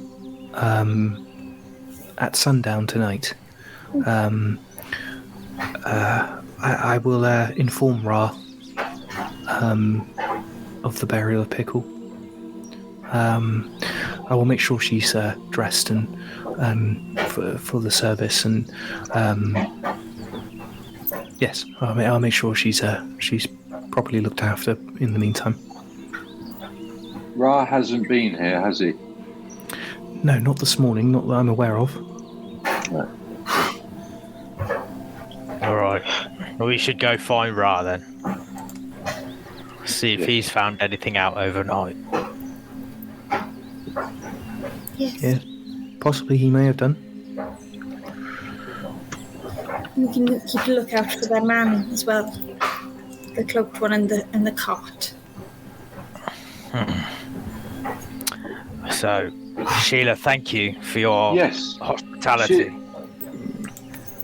You're more than welcome anytime. I didn't hear what Kaya said then. Did you say something about don't go anywhere near the big person in a black cloak? Oh, sorry. No, I said we need to keep a lookout for the man in a cart as well. Right. Sheila, if you are approached by a large chap in a large person in a black cloak, put your guard up. Don't relax. And I try and describe as best I can of the details that we had and have been given of this this mysterious person that's been we think been doing this. A guitar. That's a rock star right there. You describe this cloaked person, big boots as far as you're aware, larger than a human, that sort of like the bits of information that you've been piecing together, pushing a cart. Charm. Potentially charm. You pass the information. Sheila goes, I'll always keep my guard up on wary people. I don't get many visitors, only when we pray, and that is only once a month. And we're not expecting anyone here for another fortnight. So, but yeah, I will definitely keep my guard up, especially if I have to visit the town. Before we go, do you know of any other magic users in the town? I know we've got the competition this afternoon, and there's going to be more than normal. But are there any other residents that potentially might be in danger that you're aware of? I mean, there's too many to count, really. There's a lot of people in the town that can do a little bit of magic here and there, and I mean, if the competition's this evening or today, sorry, they'll be flocking to that area. All right. I believe it starts at midday. So a lot of people will either already be there or going there. Yeah. We should probably be getting there too. Although I don't know what we're going to do now that we've lost Castor as well. Well, we never actually had the conversation of who is going to be doing that. That does remind me. Where is your dwarven friend? Oh yeah, they're gone. Don't worry, God needed them or something. That's right. Yes, our god Tyr has summoned him to right an injustice in another realm temporarily. He'll be back, but the legend of Castor Bisket, it lives on. That is interesting. How did he go? Well, we had in your lovely little sanctuary area, we had a little prayer last night, and during that, Tyr made me aware that he needed Castor for other business. But how did he leave Prepire? It's impossible. Yeah, well, through God, anything is possible. He might just be on another area of Tyr. We don't know. Reply. So he's not necessarily left the island. He's just. Okay. Well, that's possibly that makes more sense. It's not for us to really know or understand that when there's an unbalancing of the natural order, we go where we must. Interesting. Yeah. Did you want to contact Ra about Pickle, or did you want me to send him a little message? Oh, we're heading into town anyway. I guess we could pop around and tell him.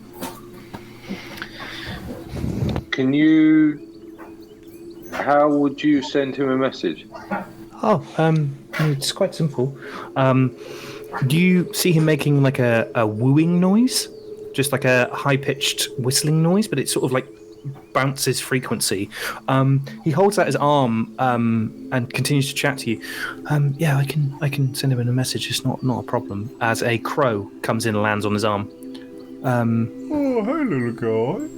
Oh, this is Dilbert. Dilbert the crow. I can ask him to send a message to Ra if you so wish. If you don't want to go finding him, he could be anywhere in the town. I don't know if he'll be comforting Pickle's family. That would be brilliant. Could you ask him to meet us at the Cod Inn? What now or? What? How long does it take us to get back to the Cod Inn? How long will it take us to get back to the Cod Inn from here? About an hour. In an hour. Yeah, not a problem. He starts squawking and squeaking at this crow. The crow nods, takes flight, and flies out of the back entrance of the temple. Excellent. Well, were the good berries hanging from ceilings around here? Mm-hmm. Are there any I can slurp up? Yeah, there's loads that are hanging from the ceiling. Like 8 worth? 8 good berries? Yeah, there's 8 there. I'm gonna cheekily slurp them down. Are you trying to do it without Sheila seeing you, or are you just going? Yeah, helping yourself. Just ever so slightly edging away, and then cool. not. He's trying to grab those 8 hit points. I'm not doing them belly flopping. Slowly. You're doing a Drax and just moving very slowly, thinking nobody can see you. If they see me, I might notice it for a second and then just. Yeah. Cool. You do that as these guys are having the conversation.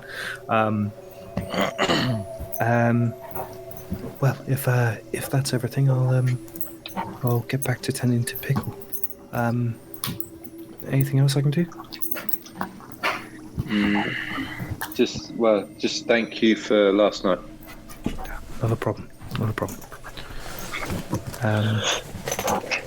Cool. He gestures to the door. Let's get the flock out of here. Oh, yeah, let's get out of here. You see, he walks over to a small, let's say, small trunk. It's like a trunk, and then some shelves above it with a assortment of different things. Inside the trunk, as you sort of exit, you see him pulling out like a pair of halfling robes, completely pure white, and he begins to like unfold those, and as you exit, and the door shuts behind you. You guys are outside the temple. Well, I suppose. Yeah, let's head towards the cod. Well, that was a nice temple. All the ones I've been to. Well, we'll be sure to go back. Yeah. Also, like I said, we've not really discussed who's going to be in this magic thing. Well, We do need to think about that, absolutely.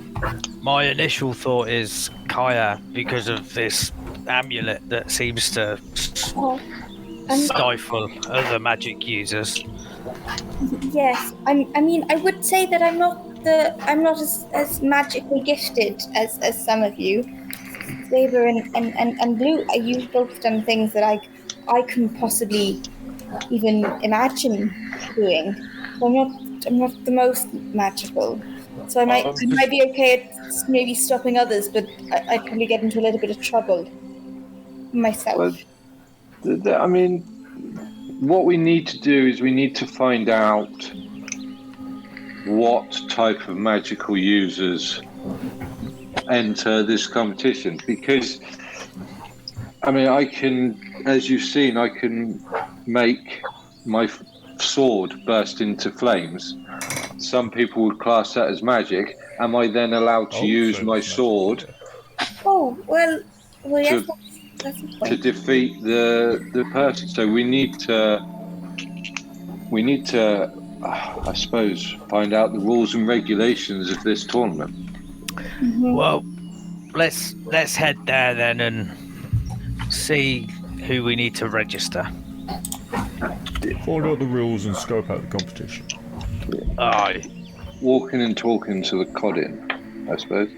You know, Yeah. it's nice walking and not having to carry a body. Maybe someone of That the out. cod inn could help us out with that. Cool. You make your way back down the track towards the harbour and the Cod Inn. You do see like a few people heading in the opposite direction to you.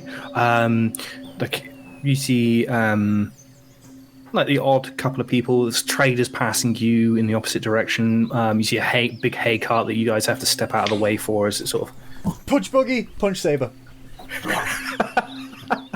give me an attack roll. What we spell? Ooh, there we go. 15. That doesn't hit. Rude. I've never hit. You always hit me. I'm so easy to hit. I'm gonna act like I didn't even notice and just wait until the next one. I'm gonna act like I didn't even do it. Yeah, you're gonna try and style that out, are you? I want you no. to swing wildly and fall to the floor. That's what I would really like. Well, when I roll a 0, we will do that.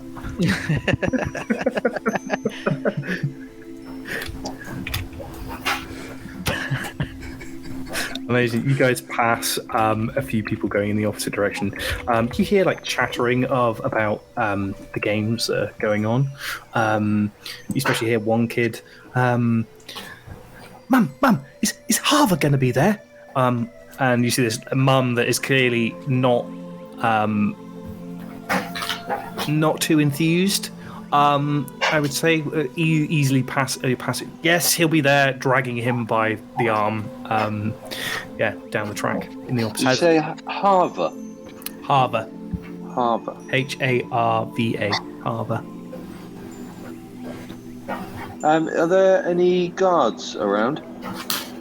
Not on the track. As you get to like the edge of the harbour, you see there is 2 guards stood at the entrance to the harbour.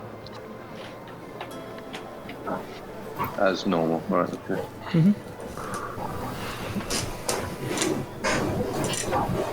Z just powers onto the cod inn. Cool. You get to the cod inn. Yeah. As you go to try the front door, it's locked. He must be out. Is there anyone around? There's a few people, like the dock workers, still like moving things off ships. Go to I the say nearest ships; dock. they're small, like small fishing boats. I'll go to the nearest one and ask if they've seen where Ra is, or gone. Yeah. Yeah, you go to a creased-faced, looking older gentleman sporting an eye patch. All right. All right. Have you seen Ra this morning? Ooh, who? The owner of the cod inn. We're looking for him and he's not there. Oh, big fella. Yes. Strong guy. Yeah. Yeah. No, he has. He was shut last night. He ain't open this morning. Right. Yeah, Okay. no. Do you know if anyone's seen him or? Here! And he shouts down into the boat. You seen Ra? You hear a small voice go, no, not today. No, we ain't seen him. All right. Thanks for your time. No worries, no worries. You want to buy a fish? I'm all right for the moment, thank you. No? Alright, fair enough. Begins like pulling on a rope, and you see like a big crate of fresh fish come over the side of the dock. Yeah. Could Z go round the back and try the door that's near the log shed where we put Pickle? You go and try that door. It is similarly locked. As you sort of like try the handle, you hear footsteps rushing as you turn to see a very sweaty-faced Ra with a crow on his shoulder. You see lots of little pricks in his neck and face as he's like sprints down, puffy-eyed, looking sweaty and pissed off. Yeah.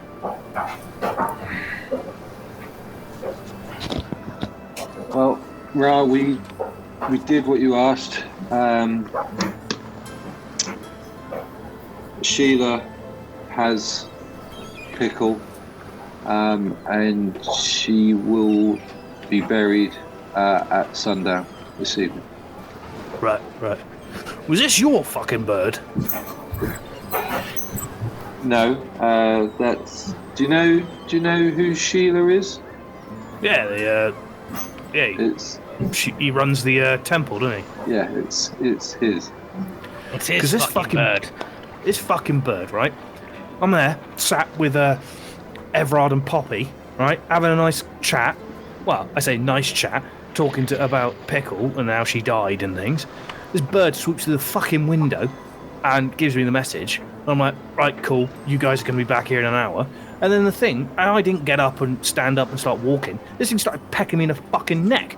Every time I go and grab hold of it, the thing dances out of my reach. Look, watch. And he tries to grab the bird in his hand, and the bird just like jumps onto his head and then pecks him in the forehead. I'll pull out a good berry, smash it so there's like seeds and shit, and I'll just try and like.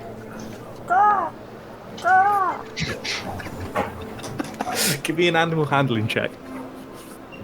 You do this with advantage, I think, with advantage. I don't even need it. That's a 21, but we'll see what advantage gives us. Yep, that's a 21. Cool. You see the crow peck him in the forehead, look up at you, cock its head, and then fly over to you and land in your on your wrist, and then begin to like eat the smushed up goodberry. Yeah. A little pet. Thank you. It's alright. Just gotta know how to treat him. Can you ask it that crow boy who was being so aggressive?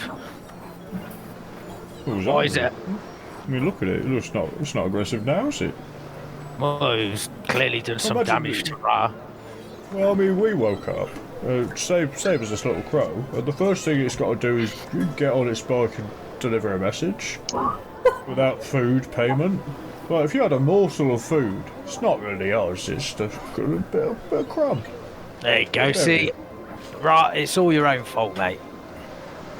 I'm not saying it's your fault, I'm just saying that you might be, don't be too quick to judge.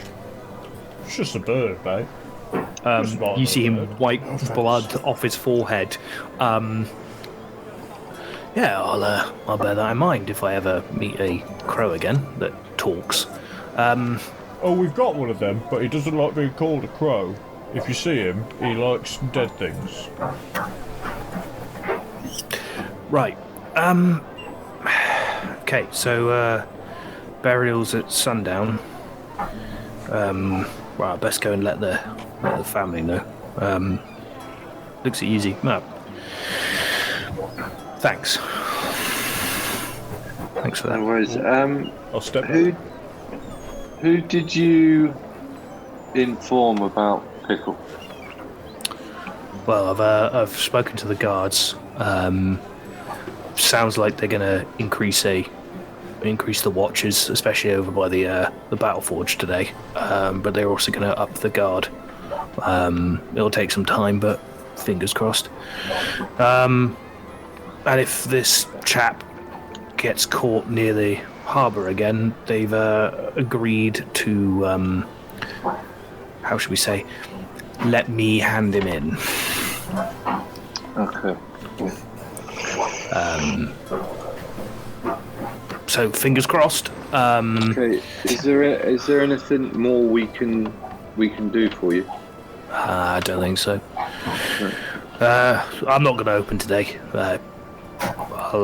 I think people know now. Well, they'll soon know if they don't already. I'm going to get some kip, and then I'll meet you guys at the. You coming to the burial? Absolutely. I mean, not to butt in. Or, I mean, I'm sorry, I know it's a tense time, but if I'm not mistaken, I do believe, Ra, you asked my friend Zayanya here to go and watch the fights with you. A little soiree. Give me an insight check, Blue. I'm not sure this is the time. Your mate's just dead, but don't forget about your date. Life goes on. Maybe make some good life, call it Pickle. That's exactly how you perceive it. It's like, oh, well, you're going to go on a date? Ra looks around at you.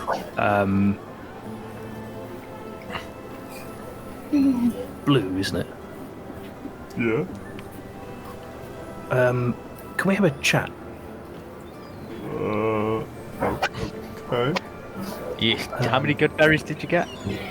Not He goes, excuse me, guys, and walks round the side of the inn and gestures for you to follow him. I sheepishly follow him. Cool. You sheepishly follow him. Oh, in fact, sorry, he's not gonna. No, he doesn't. He doesn't go around the edge of the building. He gestures you to go towards the woodshed. Oh. He gets in the woodshed and he is touching. He's sort of having to duck, bend his knees, and bend his looking at you, sort of like a dog does, because he's so big inside the woodshed, and he gestures you to step inside. I'm going to be even worse than Harold. As you do, he very quietly says, "You see those logs there?" Yeah. Well, less than half a day ago, a body of one of my closest friends was lying on that. Do you really think it's the time Well, you know for me to be taking people out on a date? There's no time like the present. And every day's a gift.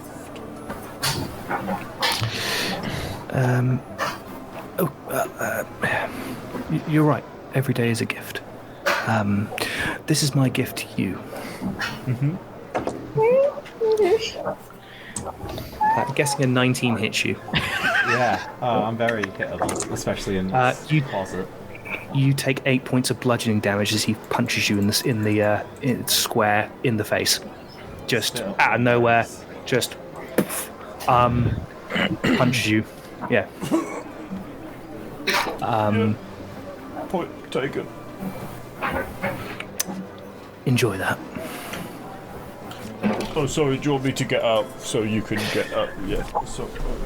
Yeah, as you back out, you see Blue is sporting a bloody nose and a cut lip. And a berry full of... chest full of berry. Z chuckles to herself.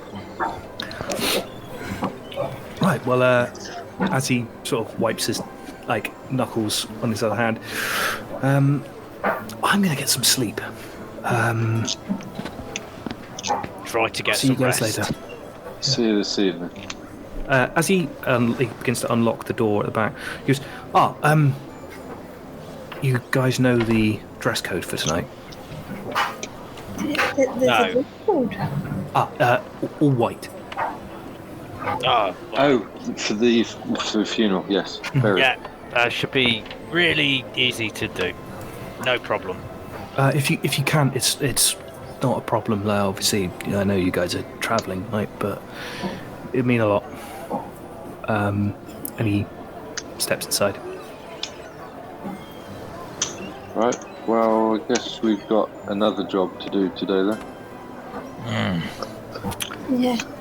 Indeed. Well, We should do that one first. I'll do it to clean up a bit. Looking at my... How many good... We all got about 3 good berries each, didn't we? Off this Sheila guy from last night, wasn't it? Yeah. Like 3 or 4. I'm going to give Blue my good berries so that... I Because feel like I he's already had about 20 for sure. he's had a long rest and then absolutely I'll tell taken you a what, beating today. You got 11 nicking them from the ceiling. Yeah. Okay. 14, and I need 8, so I'll do it. Yeah. You've just been cheers, mate. absolute cannon fodder this morning. It's good. The time where it doesn't matter. Yeah. well then, I think should we go into the city and try and get some of these jobs done then? Yeah, let's go find. Let's eat the frog. Let's get some stuff done. Let's eat the frog. Eat the frog. Eat the frog. You do the least desirable thing first, and then everything else doesn't seem so bad. Oh. Oh, right. I like that. Saber, give yourself inspiration. Thank you. I like that. I've never heard that before. That's very insightful. Very wise. You don't want to eat a frog. What if he's got a family? He's probably got a sport of his own. Well, it's not very desirable for the frog as well. It's not very desirable for anybody, really. Cool. You guys head into town. So what is it you're planning to do while you're here? Is it just looking for white clothing, or...? White clothing and rules and regs for the tournament. Cool. And scoping out other people that look like they could be magic people going to that tournament. And see what we can do. Cool. Amazing. I am. Everyone give me investigation checks. Yes. With my +0, I would love to. For a 9. Me too. That's a 9 as well. Investigation. Mine is a 10. 10? Sorry, we've got the... 11 for me. How did you... Okay. Jesus. You guys sort of go through the town, which seems to be fairly quiet for you've seen this town in a couple of days now, and it's been pretty busy, especially in the trading square as you guys like approach that area. There's a lot of people, a lot of trade stalls that are missing, like as in like nobody's at these like trading points. Like they're just tables put out for anyone to use, but there seems to be a lot missing. There's lots of empty gaps where people either haven't turned up for work today or just decided not to work. As you guys wander through, you don't see very many people milling around either. There's not a lot of like people shopping. There's just a lot of people like either hurrying in one direction or just like they're just not. They're absent from this place.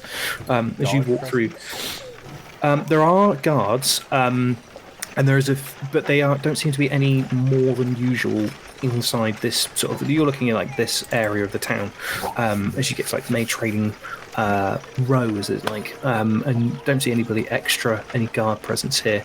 You don't seem to see anybody that seems to be like a pretend. Like you as you walk through the streets, you. In fact, I put it out a different way. As you walk through the streets, and you're like concerned now about magic users being targeted from this personal being or whatever it is that's killing them. You begin to try and look out for more like potential victims, I suppose, or people that might be whatever reason, like join, like whatever, they're being targeted. And you realise as you walk through the streets that there is a lot of people using small amounts of magic. You see lots of mage hands being cast, lots of prestidigitation, the cleaning spell being cast as people like you watch as young kids fall over into the mud, and you see their parents pick them up and wave their hand, and the mud seems to just siphon off their clothes. You see like a gentleman wandering the streets who's casting spells to predict the weather for the next week, and he seems to be handing this information out willy-nilly as you sort of like go through the streets, and you realise that this is quite a magical town as you sort of like go through. You don't see anybody that's casting like obscene amounts of magic and go, they'll be at the fight today. You just don't see that presence, but you do see like lots of little bits of magic being cast. Can I do a little bit too? Can I thorn whip a tree and make it, and then cut off the other end, and then make a little swing and try and brush off some of the thorns for the kids that were falling in the mud, and make a little swing for them? Yeah, you can make a little swing at a tree on the corner of a place as you wander through. Magical. Yeah, you do that. And you watch as like kids, as you do it, the kids are a bit like, "What the fuck are you doing?" And then after you like tie a small barrel to the bottom of it, and make it into a swing, you see the kids like tentatively like push it as you sort of like walk away chasing the rest of the party, and eventually one kid you see turn around and see one kid swinging on it like a tire swing as you wander through the town. You quickly come across a small gentleman wearing a top hat, waistcoat, shirt, and like a cloak with like a jacket with tails, is in front of a large table which is lower than what the most are, and is cutting material with a pair of like big scissors. What colour is the material? Blue. We'll say blue. Dark blue. I think this might be our tailor, guys. We should go and commission maybe just like a poncho sort of roby thing we can wear over what we're already wearing. Like a nightie, absolutely. 4 nighties. It's a little blue cluxy, but yeah. Well, it's not for us. Maybe just a cape, might be. Or we could get capes that are maybe black on one side and white on the other, and just that way, depending which sort of funeral we're going to, we're all dressed for the right occasion. I like the idea, but capes are very close to cloaks, and if we have one that's part black, we could be telling the guards to target us. So we could have a black cloak figures. Or we could go brown, like a dark brown. Could blend in with the mud.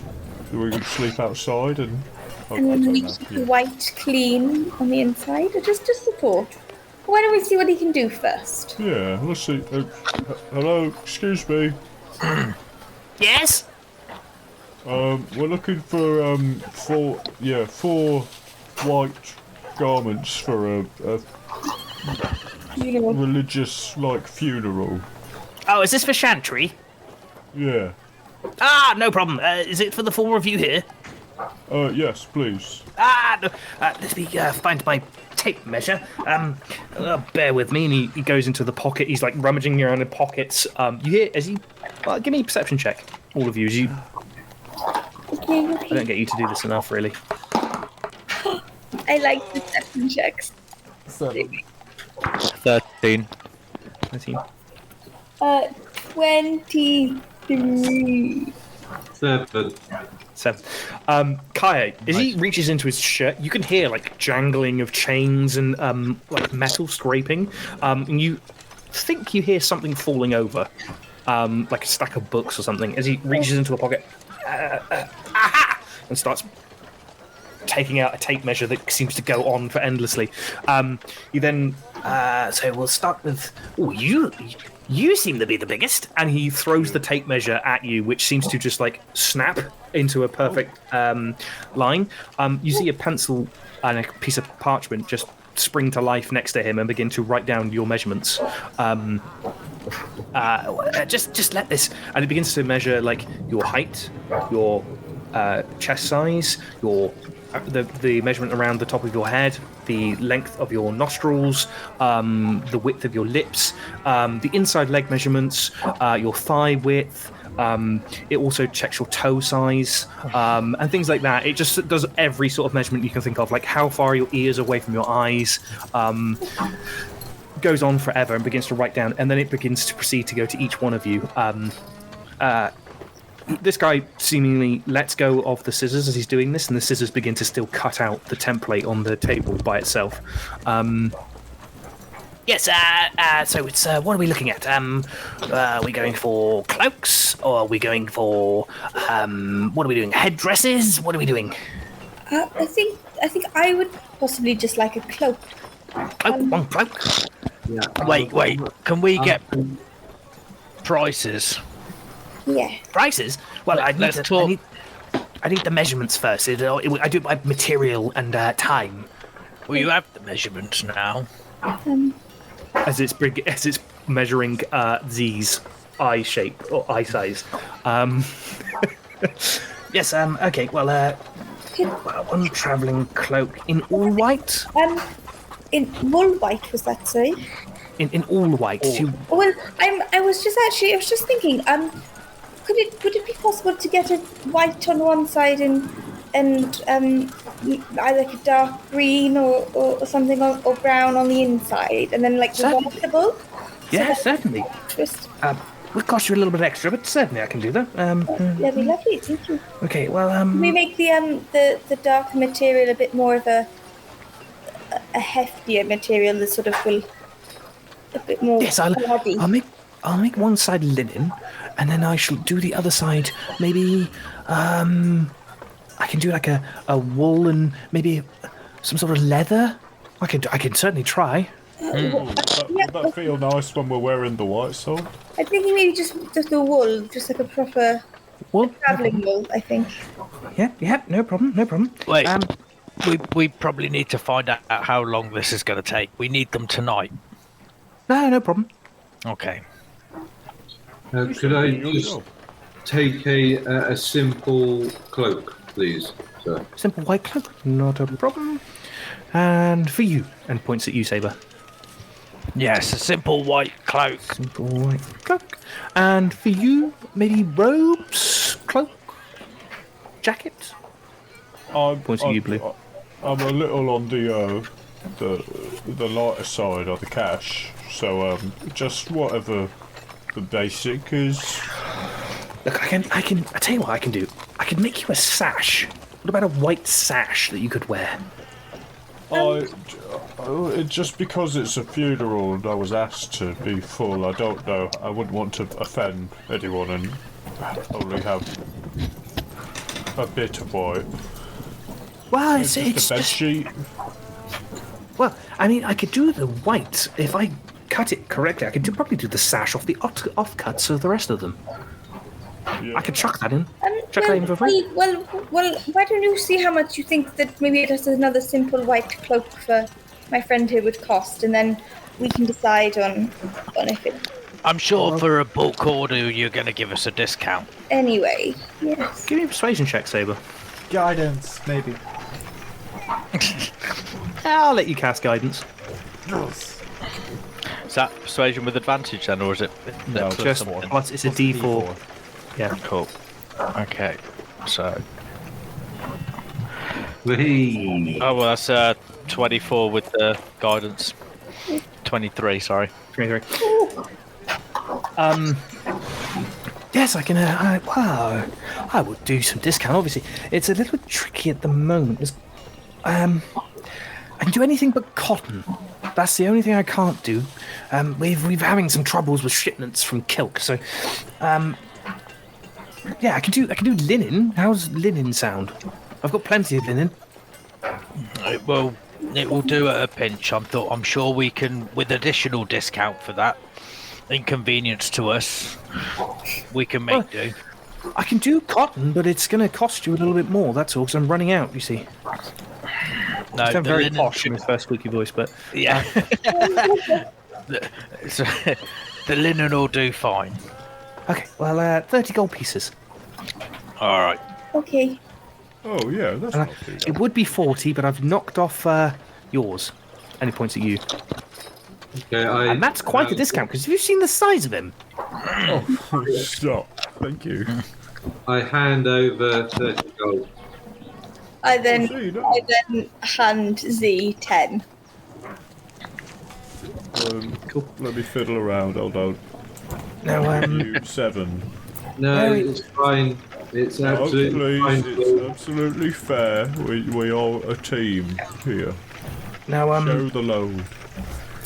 did you want this delivered, or did you want to pick it up from me later? I think. Go on.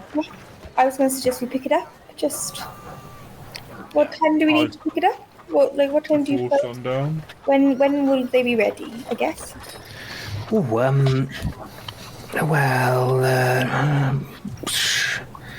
couple. I wonder. Hang on, and he reaches into his jacket again, and you hear more clanking of things inside. Pulls out another set of Duck scissors. squeak. Puts it. You hear like you see his arm disappear up to the elbow as he reaches in into his. Fuck! That's the marbles. As you hear like, as like, and loads of like things like a load of marbles falling down a set of stairs. And he pulls out a second pair, a third pair of scissors. A couple of hours. Yes, I think that sounds very reasonable to us. That Perfect. sounds wonderful. Can I just triple check though? I'd like mine to have a hood. Yeah, certainly I can do a hood. Yeah, great. Thank you. I would also like a hood. Hood. All of you hoods. I think so. Yes. And if you've got a bit of scrap for some hood, I'll take that with my sash. You're having a full cloak on you. Yes, I've got you a full cloak for you. You paid Yeah, you. you said- No, we did it. Don't you worry. Saber's done a really good job. Oh, good. Yeah. So give me a couple of hours. Should have those knocked up for you. Lovely. Thank you very much. And what's your name, good sir? Trevor. Trevor. Well, it's lovely to meet you, Trevor. Thank you very much for your cloak. Likewise, and he tops his hat. And as he does, you hear like there's more cascading things as he tips his hat. Well, Where's it back? Trevor, you seem to have sort of unending pockets and unending. I've just been noticing that about you. Yeah, I just noticed. Really. Is that something you do, or is that something you've bought from somebody else? How did you come upon these unending pockets? Well, it's a little secret of mine. Buy me a drink and I'll maybe tell you how I do it. as he gives you a little wink. Oh, that's very, very kind of you, Trevor. And like at this point, I'm gonna start smiling and doing my best to like try and be nice, Flirtatious. flirtatious, extra. I'm not going to go as far as really flirtatious. I'm not going like heavy into it. I'm just like I'm not that invested. I'm just a little. I know it's a bit of a detour, but in my zombie campaign I ran, I had a guy get mauled by a bear and have like scars across his chest, and he was like, "I want to use that to like flirt with women."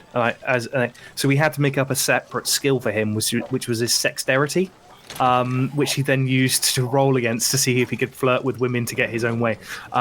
Didn't work. He didn't have very good sexterity. But I just thought I'd mention it because it was quite funny. Very good. But yeah, you give me a persuasion check. See if he'll tell you now. It's my persuasion is +7, so with my 12, it's my. Holy crap! Yeah, 19. That's a little bit of an enchantment that I can do some material, but You can look, I need to get on. No, but you can do that to material, can you? Yes. Would you be able to make me a little bag? Yeah, I could do it to a bag. Sure. 1,500 gold pieces sound okay? Oh, it's a little out of my range at the moment, if I'm being honest. I would have that sort of cash, but we've been travelling, you see. It's been a bit expensive. Possibly when I get back to my family. What if it was just a pocket? Kaya, we'll have that money tomorrow when we win this tournament. So. That's very true. But just out of curiosity, how much for the pocket? 650 gold pieces? Well, that does seem very reasonable, yes. No. We'll bear that in mind. Thank you very much, Trevor. No problem. Tips his hat to you again. You hear a load of coins shift to the top of the hat, and as he tips, he sort of and grabs the back, and then puts it back on his head. Nods and begins to wave his hands and begins to get like the balloon material he's working on just wraps itself back up, and then it is replaced with a section of linen which is like 8 sheets high, and it begins to cut out your measurements. Yeah. Lovely. Thank you very much. Is there a noticeable direction people are walking towards? Do you understand my meaning? Yeah, so people are heading into this area, the exit to the city. You've seen people walking. I don't know. Can you guys see my ruler? If I do a ruler, No, I don't think so. can you see that? No. No. Okay, that doesn't work then. I can draw it. Hang on. No, Kaya definitely can't see it with that 6 roll that's just come up. That doesn't work either. Where's line? There we go. So they're walking, I don't know why. walking in like that direction. This is 8 minutes ago, I don't know. Just showed up. Right. Okay. Back towards the Plainsale Museum then. Yeah. That's as you guys were heading in the opposite direction, people were heading that way, and it seems like people are heading sort of this way as well. Okay. I can now can draw. Yeah. Okay. Okay. Do we notice anyone that is like clearly going to be a competitor in the crowd making that way there? No, you've already done your No. investigation checks for that, and unfortunately, you don't spot anybody. Right. I have 2 questions. Mhm. One that I'm sorry if I missed, but what's the weather like? Is it nice? Is it sunny? Yeah, it's a bright but chilly day. That's pretty cool. And are there any animals just like in the vicinity, just knocking about, being guys? Give me investigation or a nature check. The extra slurs. Oh, both of those are a +0 on a natural uno. No, you don't spot any animals. Well, I don't know what I would spot instead. Just the dirt, I think. You go crawling around on your hands and knees underneath a tree trying to find ants, and you get some very strange looks. I still can't find them. Are the ants looking at me? Maybe there is ants looking at me right now, and I wouldn't even know. And I'm just lost in my head, I guess. With a nat 1.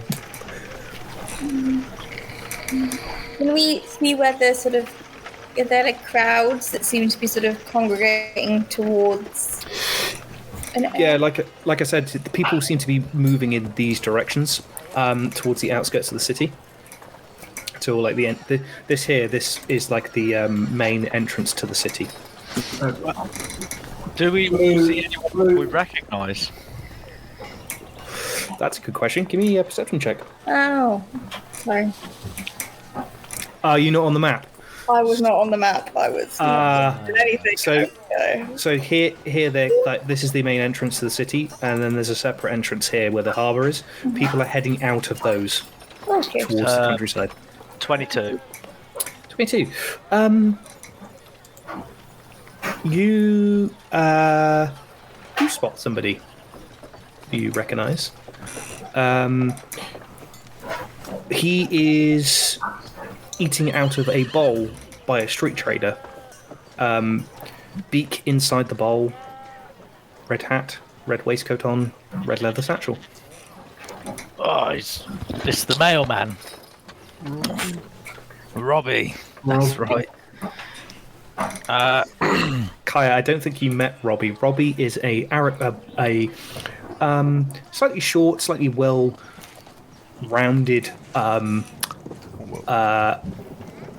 Aarakocra. Yeah. He is part of the Postal Guild. Right. A bird that can actually fly. Careful, Saber. He asked us not to do that. He did. Right. Yeah, fair enough. Well, I I haven't will- spotted him, so I'm just because I wouldn't know to look for him, so I'm just carrying on. I feel like Blue and Z had a better had more of an interaction with him, so I'll nudge Blue and say, Hey, isn't that Aarakocra male guy that you know? Oh, What's yeah. his name? Hey, Robbie. Rodney or something. Yeah, Robbie. You see head go up, turns to you, Blue. He's got seeds stuck to this outside of his beak.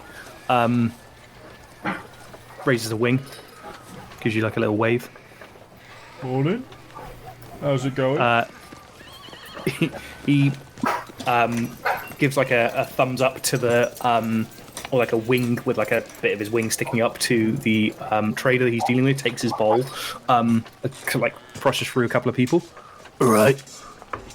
How you doing?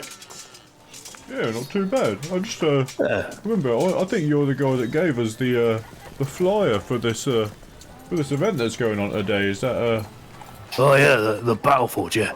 Yeah. You were here to watch that, or? No, I'm off in a minute. I just Oh, you're off. Refueling, and he shows you the bowl. Oh, nice. seeds. You got a berry for it. I'll chuck him a good berry. Well, very kind of you. Holds the bowl out. Where are you going? Where are you going this time, Robbie? He turns to face you. Well, that's top secret, I'm afraid. Come on, you can tell us. We won't tell anyone. Give me a persuasion check. It's going to be a high DC. Yeah, and I have what for persuasion? -1. That'll be a 13. 13. I'd love to tell you, but unfortunately, I'm sworn by postal secrecy to not divulge my information. What if we guess the name of who it's from? Well, you could try, I suppose. Arlo Plainsail. No, I'm afraid not. You're nowhere near. Okay. No one in. Rotmus. The Kenku. No. Delilah the Child. Hang on, where is he? He's not here. We believe he's been summoned by his god to, I imagine, because that's what's happened to the legendary caster, Biscuits. I imagine the Rot must had something similar. I heard that name before, Caster Biscuit. Yes. Yeah. He invented giraffes by punching an horse with an uppercut. See, I heard he punched the sun. He's the only one who punched the sun. Yeah. It's true. Anything you've heard is completely true. A venomous snake bit Caster once. 3 days later, the snake died. Really? Yeah. Give me a persuasion check, Saber. Oh, yeah. Okay, where is it? There it is. No. Oh, that's only a +1. 11. Well, we'll never know really what's true and what's not. Hey, are you you say you're off to this Battle Forge today? What, Robbie? What is going on? What happens there? Because all we've known about is this Magic Users tournament, but what actually happened? Right, so you square off with somebody else, like just teams of 2, fight against each other. Basically, anything magical's allowed. Magical weapons, armor, the such, yada yada yada. And they do some sort of protection on you so you don't die, because it used to be, compositions used to be, miles ago, or a while ago, they used to battle to the death, but they stopped that because and it got a bit gruesome for the kids, like. But now you just fight till the protection breaks, I guess. There's some wizards there that cast some spells, or I don't know how it works, but it does work. I think a farmer told us it was some kind of ring or something. Yeah, something like that. You put on a ring, and I don't know. But yeah, anyway, you cast spells against each other, and then whoever wins the pot. But yeah. So when you say weapons and armor and stuff, you're allowed to go in with the weapon not being magical, and then you can do something to make it magical, and that's fine. Yeah. Well, I think. Yeah, it's basically. I think there's like wizards there will run through the rules with you, but basically anything magical will count. If it means you have to cast magic on the thing to make it magical, I guess that would work. Has anyone ever done it completely without using magic? No, you're not allowed. Can't enter. But what if they could cast something to make magic, but they just don't choose to?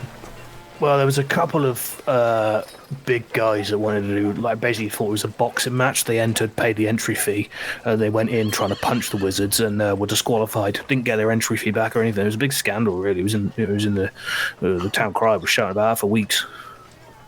They tried appealing, went to appeal process, but it didn't work. They didn't refuse to pay out. Bloody judicial. Fair enough. Yeah, but. Well, it's no good for me, but it's good fun to watch. Where should we head to? Where is it held? You got a map? Yep. Yeah. He shows you on the map. Uh-huh. So on the outskirts of town, up a small hill. On top of the hill, there's a big stadium there. Who's got the sponsor sheet from Plainsale? Don't be saying that. Is it Caster? Don't be saying that. You would be the person to have it, I would think. I hope I'm the one that's got it. No, you convinced him to sponsor us. I did, yeah. I hope it. I'm gonna check my pockets. Yeah. There it is. Yeah, I got it. I can't remember if you guys sent. It was a letter that got sent. I'm pretty sure it was a letter that got sent to it. He sent his one of his servants away to go and post it. Theodore. For you. Yes, you are. God, you guys scared me there. I'm glad it's not Caster. Don't worry. You scared me. I scared me. I do that all the time now. I'll be sat in my car with the keys in the ignition, like, where are my keys? My memory monoxide fills the chamber. Yes, he asked Theodore to do it. Yeah. All right. Cool. Well, we should probably make our way there.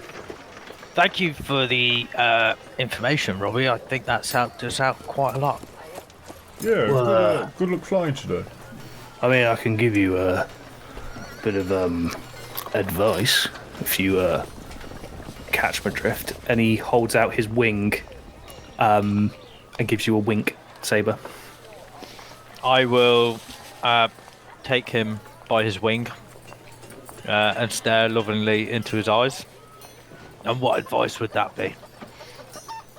Well, who's the best competitor to fight against? The easiest one. I've watched a few matches. I know the area. We get to choose who we fight against. Oh yeah. Oh well, yeah. I'll take the names of the easy group. Well, there's got to be something in it for me, isn't there? Well, you just bet on us, surely, and then you get the winnings from that. Oh, I'm off in a minute, mate. I can't bet on anyone. I ain't got the time. Or what are you after? Well, cross my wing with some gold, and I'll divulge my inner secrets. I've got to be honest. I'm quite confident that we could just beat anyone there anyway. So Maybe. He takes his wing away. Well, if you're confident enough, well, good luck anyway. You fly safe, my friend. Thank you. Maybe I'll see you soon. And I can only hope. He takes his bowl, gives you a nod, Blue, and then takes it back over to the trader and begins to finish off his bowl and pass it back to the trader.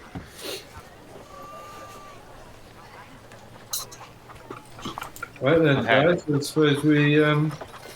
suppose we go to the tournament. Anyone else got anything to do? I don't think so. I think we're as ready as we might ever be. Again, we still need to decide who's going to be doing this. Well, I think it's clear now that Z can definitely enter with her magic, Weapon. her magical weapons. My weapon isn't actually magic. It's just something extra I can do. Yes, but you can do magic, can't you? Not very much. Nothing really offensive, if I'm honest. I've got quite a Other bit. than light somebody up like a Christmas tree. Sometimes defensive magic and offensive. Well, Z can do the offensive if you can do the defensive. That's what the amulet's for, isn't it? Yeah, that's Unless we can get, or you can get close to the front, and we kind of heard the people that we're fighting against nearer to you, so their magic can't be used. I would worry that there's something set up like a fail-safe sort of preventative measures to stop tampering. Maybe we could just give it a go and just.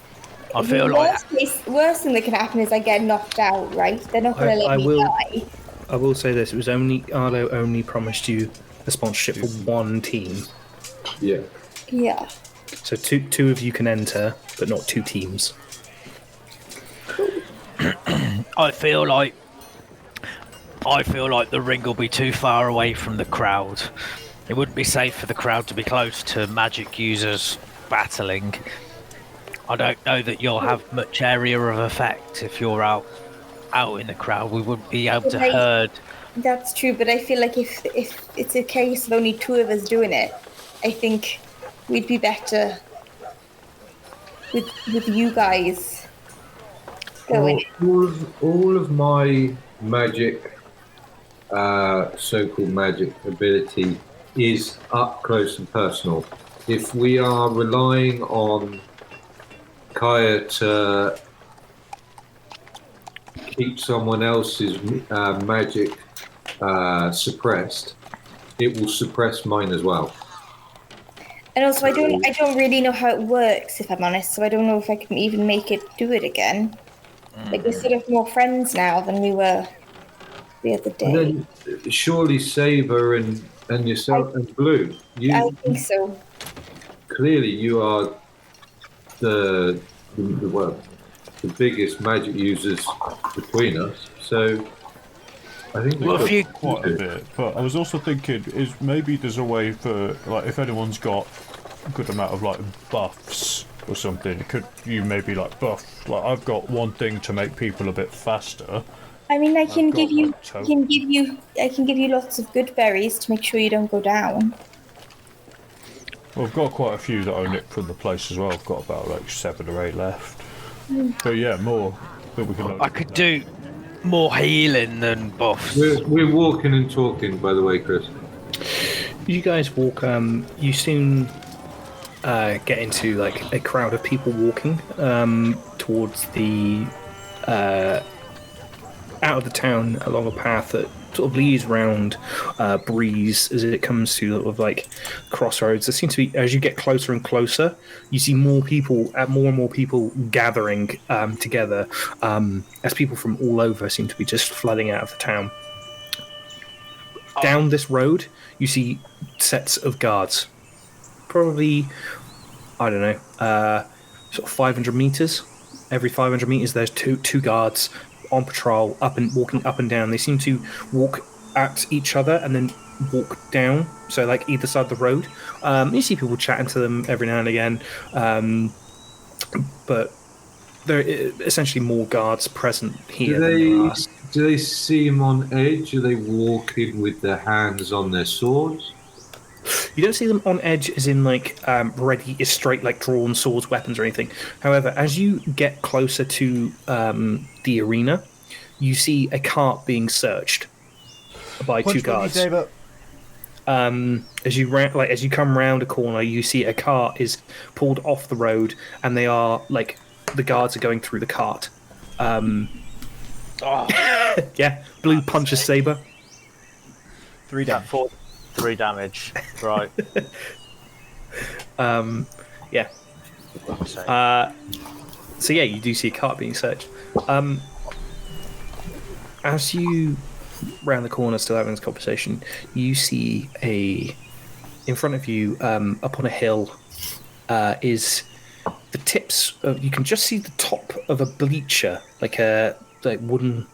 You see like the top of a bleacher, and you see 4 pylons, sort of metal in like a very, very light blue, sort of curving up towards the center of this sort of arena.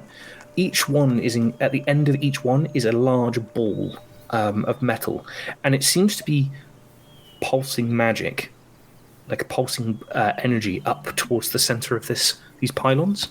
As you sort of like round the corner, and as you sort of come over the hill, you see that this large stadium is encompassed by these pylons. As we see those, they come into the sight. I will.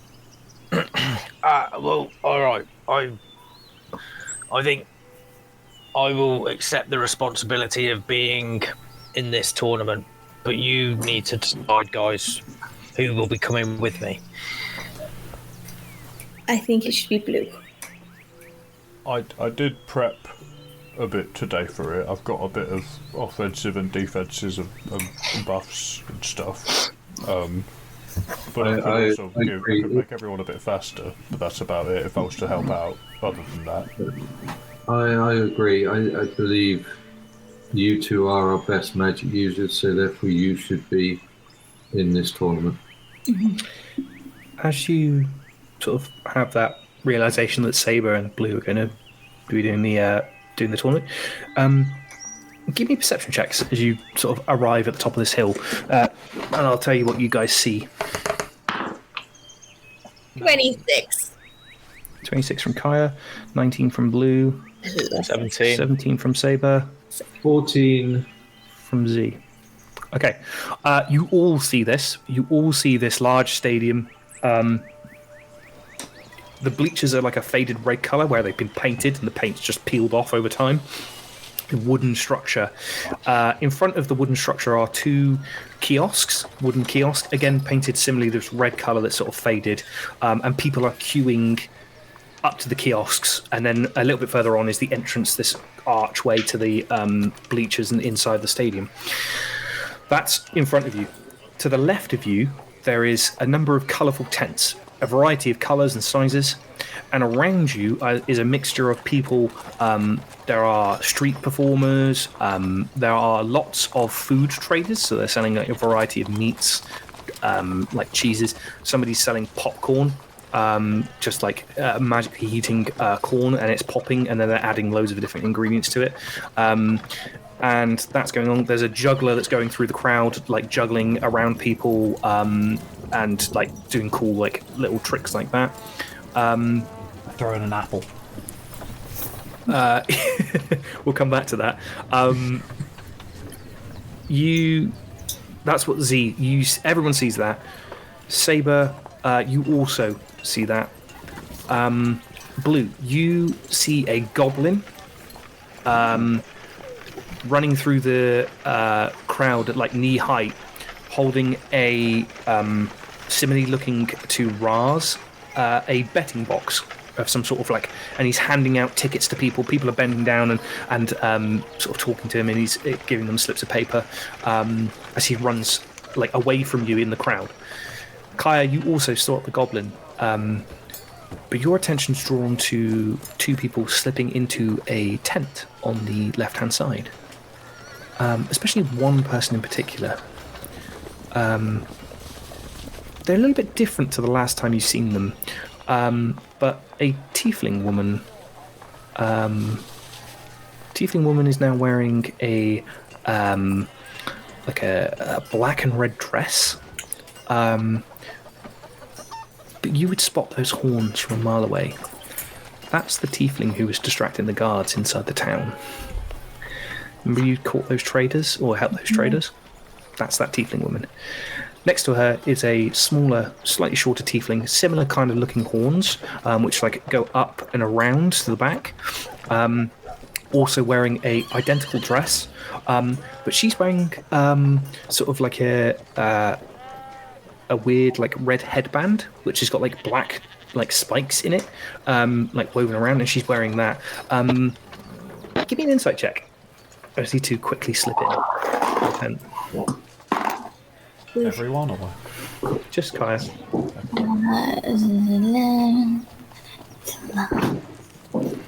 Insight, so that'd be a 14. 14. Cool. Yeah, I'm not going to give you that away for a 14, unfortunately.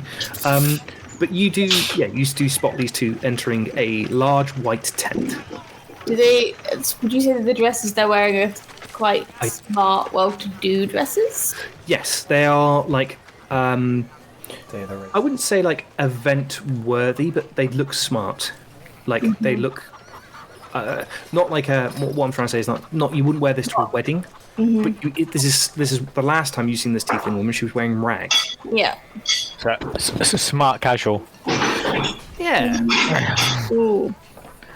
Have I got time to like nudge somebody else before they disappear, or not really? I'm going to say not really, as it's quite a lot of like you just happen to be looking in that area at that specific time, whereas the other guys are sort of more focused on what's around them. As you watch these two going into the tent, and it literally happens in under a second. Yeah. Okay. Yeah. Can I clock where the tent is?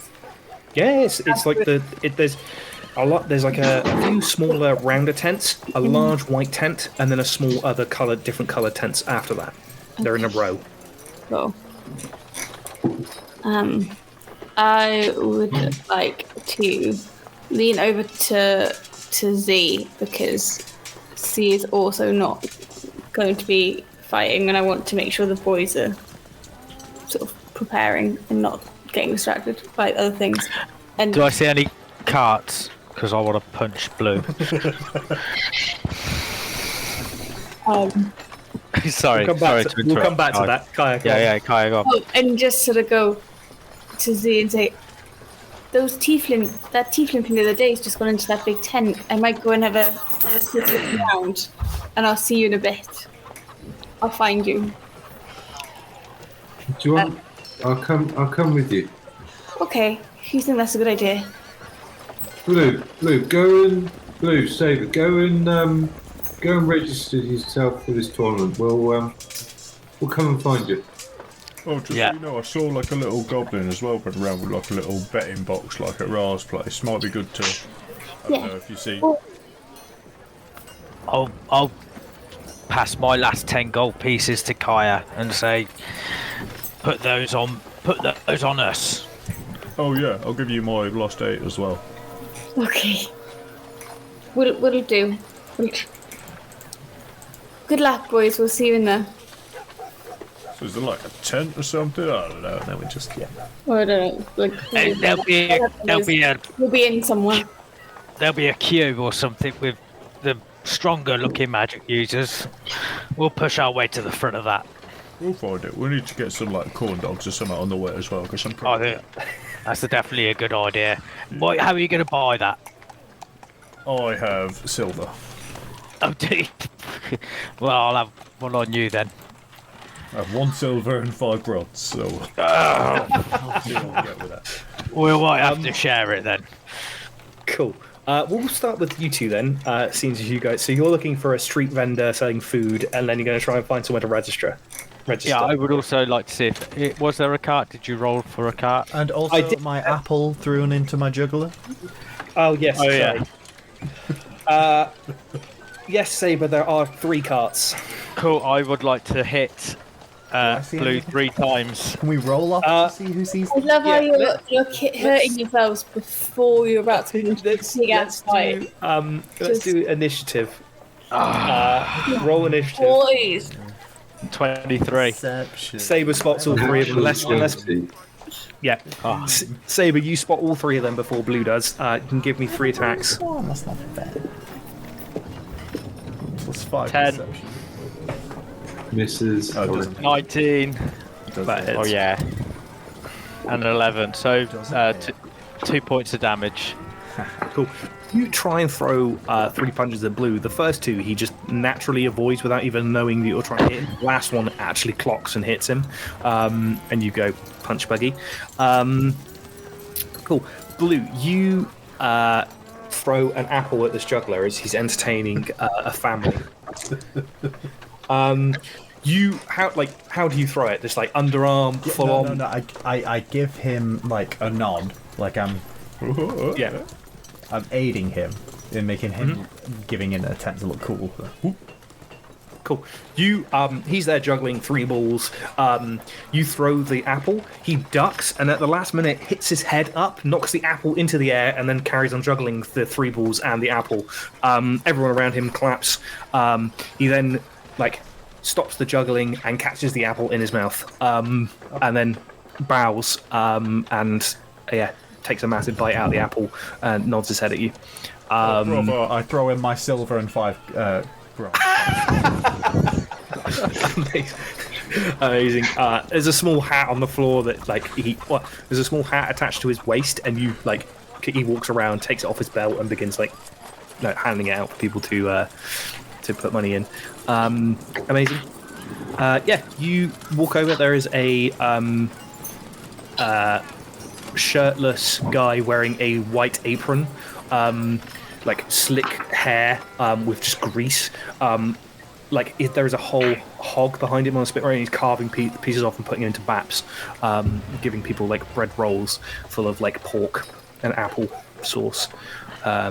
People are queued up for that. You can wait for that. I think we would, and I wouldn't realise that I've not got any money left. So, I gave all my money to Gaia. Do you think they do samples? I don't think they do samples, no.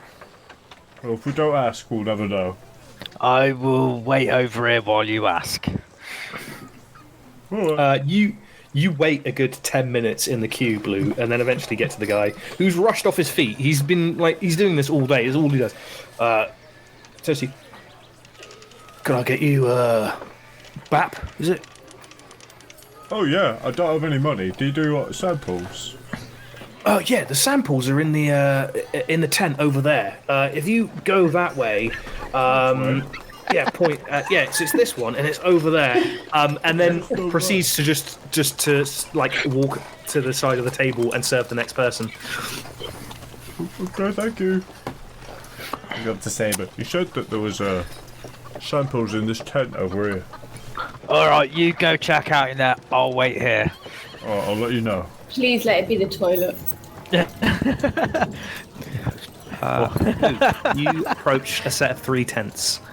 A deep purple, a vibrant green with white stars on it, and a black tent. Which one do you enter? Purple's closest to blue, so we're going purple. Okay. Can I have a wisdom saving throw? Unless Blue, it's please? kind of a blue-green. No, it's just a dark, like quite a dark, vibrant green. I rolled off a 17 to an 8. Cool. You open the tent flap, and immediately fall Forward or backwards? forwards into darkness. You are falling. And falling. Falling. Your thorn whip goes out, connects with something, but you seem to continuously fall. Thorn whip. Cool. How long do you wait for blue, Saber? I probably would. How long did we have before we needed to register?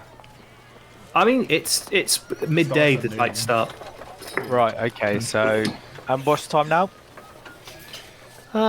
It's probably 11. Okay. So I'm gonna give him 55 minutes. Okay. Yeah. Like 5 minutes before, I'm like, what is he doing in there now? Oh, we need to go and get Blue, registered. you can give me 3 more wisdom saving throws. DC 15. Oh, that's amazing. Nope. That's a 9. That's a natural 1 for a 6. Oh my god. Oh, that rolled off another natural 1, but a 12. Cool. We are so dead for this magic tournament. We just Getting all my bad rolls out today. This is a bad yeah. Sure. Amazing. After about half an hour, you, Blue, are falling for half an hour. You have been falling in blackness for half an hour. You begin to hear giggling. Grief. Twice. So it's like screaming, crying, acceptance, and then Realization. Yeah. And you just fallen. I'm not falling. Eventually, you hear laughter, and as you hear the laughter, you realize you're lying on the floor of a carpeted tent.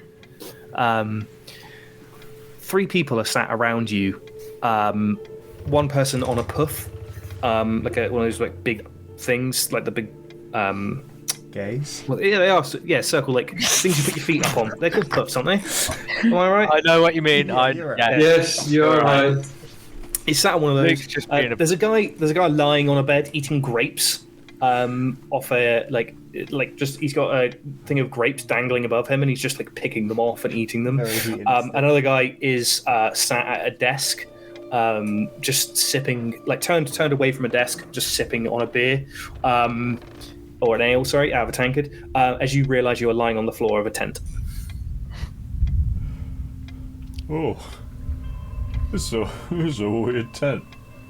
What are you guys doing? A woman steps out into the tent from behind you. Any reason you're... Not in particular. Just seeing what was in this tent. Was the samples? No. Oh. Who are you? I'm Blue. Who are you?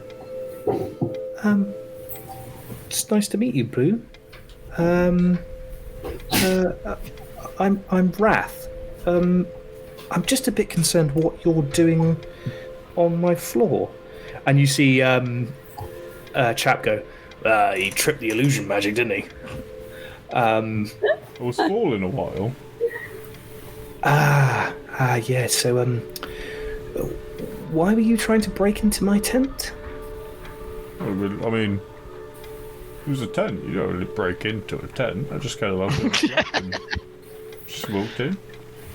Should I not have? Should I have knocked? Can't really knock on a tent.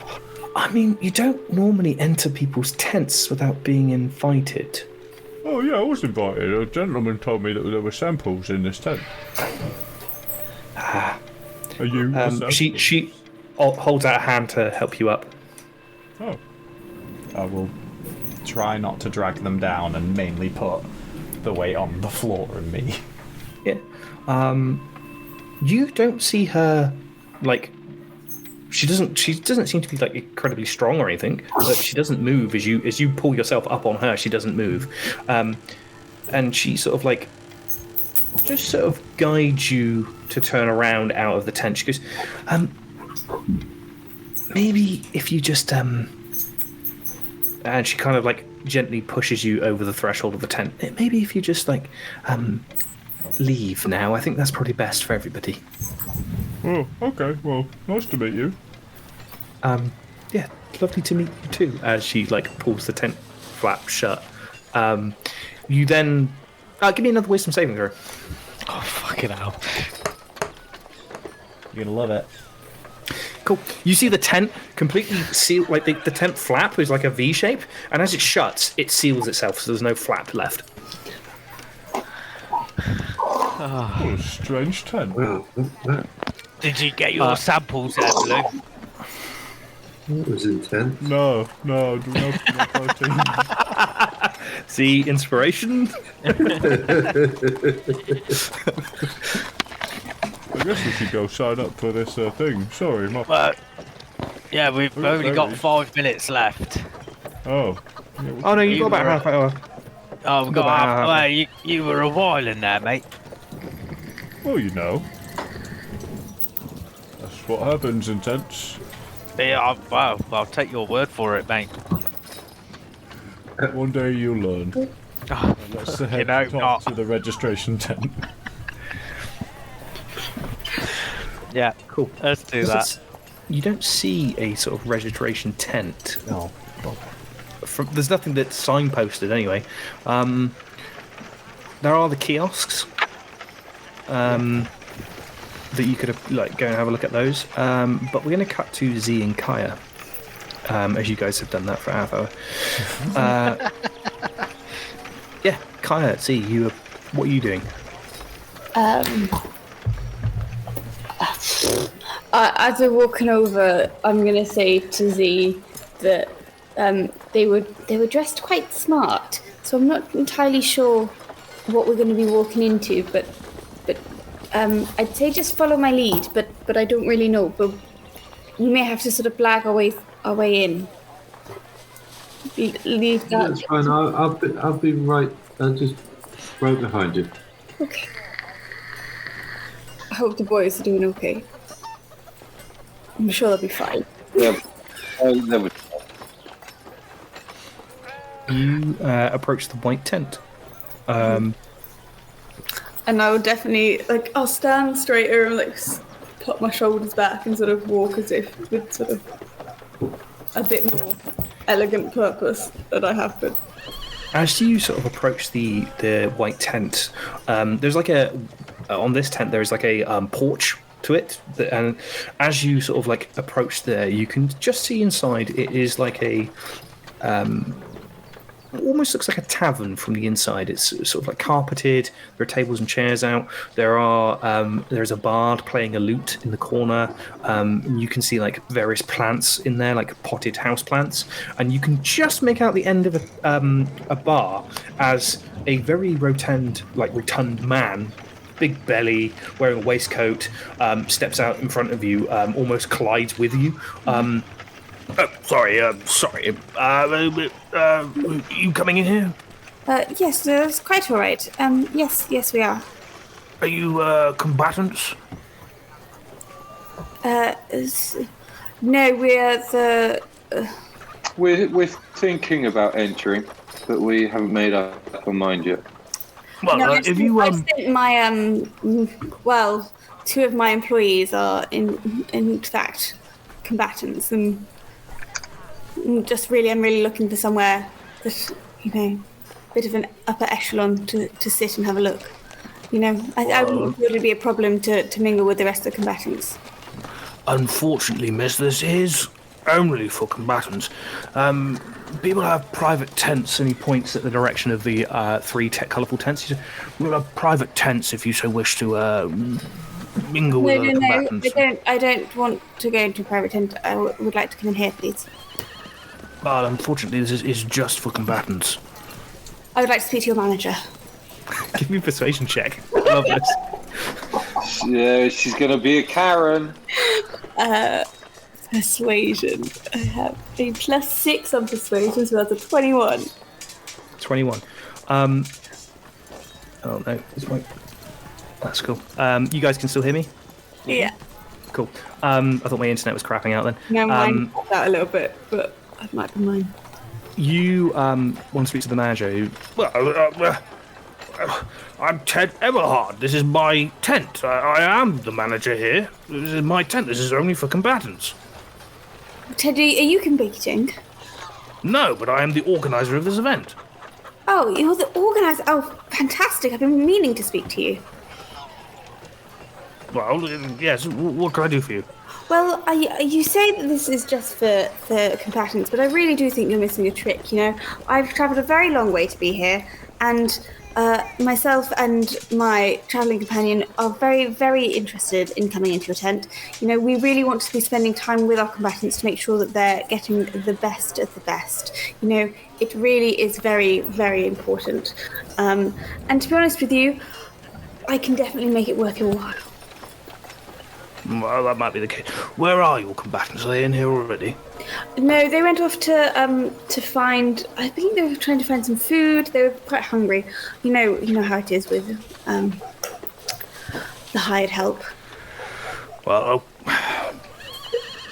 look, see, this is your first time here. Is this going? Yes, no, I've been looking forward to it for many a year. You know, decades really.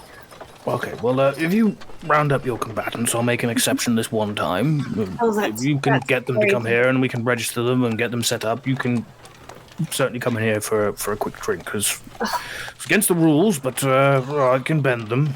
Oh, you really are a dear. Thank you so much. He nods, and then, proceeds back into the tent. Great. Well, then I suppose we go and Find the idiots. yeah, bring the boys back. So hear the dog bark. all I can see is butthole.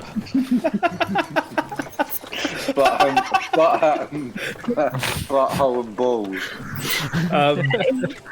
Cool. It doesn't take you go off looking. It doesn't take you 5 minutes to find Saber. Yeah. So Blue. Where's Blue? 25 minutes later appears from a tent. Blue's in there getting some samples. Right. I told you you'd be eating food. I don't know if he's getting food in there. You just spot me like coming around the outside of the tent, just still feeling for a seam somewhere. Like I've just done a full circle, just like, ooh. He's just been trying to get out of there for a while. Well, Kaya, why don't we go and register these two for them? If you think that'd be a good idea, you might insist on them being with us, unfortunately. I did have to say that I had to make out that you were like my hired help. I'm really sorry, guys. I thought it might help us get in, but it didn't. That's all right.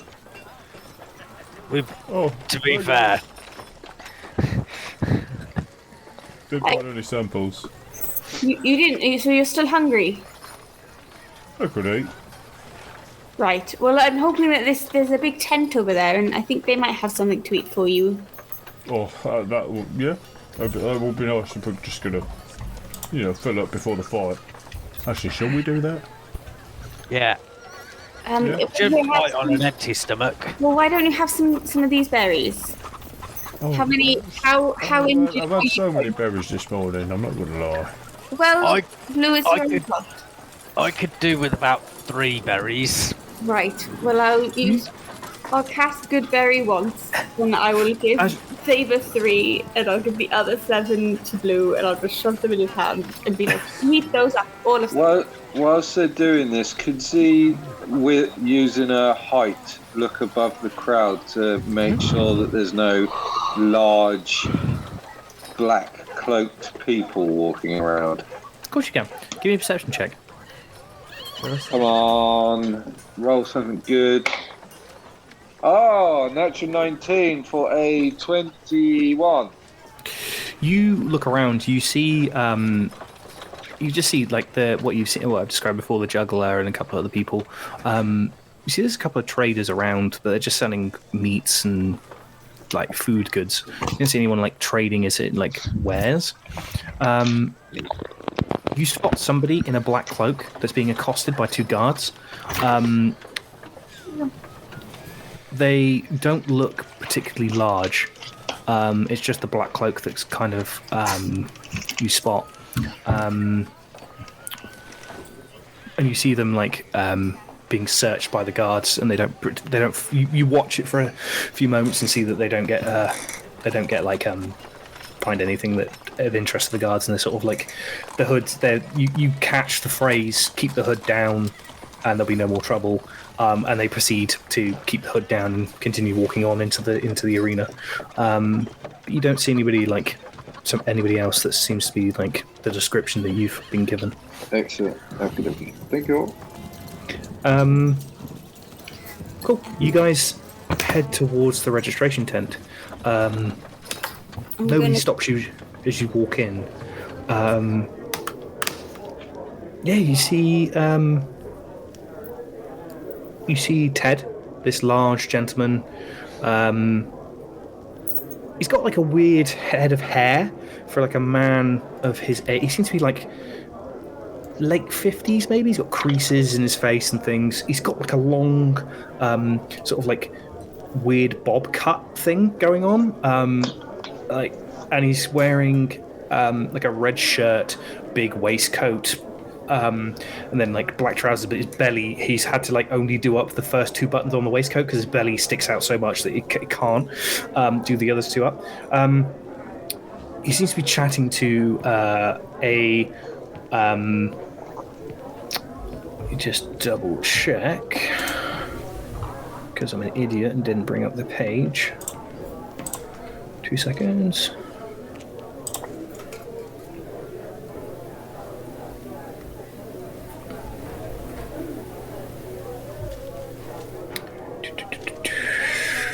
Yeah, he seems to be talking to a gnome that stood next to him. Very sharply dressed gnome, purple suit with a rough collar, white shirt. Next to him is a quite a plump human wearing furs, like a simple like leather with like a wool collar and then a woolen hat. It's like a sheep herder, so it's got like the 2 things that tie underneath the chin, and he's got it's like wool inside and then like a leather cap, and it's tied underneath his chin, and he sort of like solemnly stood next to the gnome. You see a couple of people milling around, cleaning tables, clearing glasses away, and on the other side of the room is the 2 tieflings, 2 tiefling women. Do I notice them? Yeah, as you all walk in, you all notice all this around you. Ted looks over. Sorry. These are the 2 combatants, and points at Blue and Saber. Of course, yes. I will let them introduce themselves and do whatever it is that you need to do to register. We are signed up under the Proudspire name. Proudspire? Not Proudspire. Where's the proper fucking... You are the plain sail combatants. Oh, lovely to meet you. And he holds his hand out to you, Blue. I'm Ted. Intimidating handshake. I don't say that. Give me intimidation.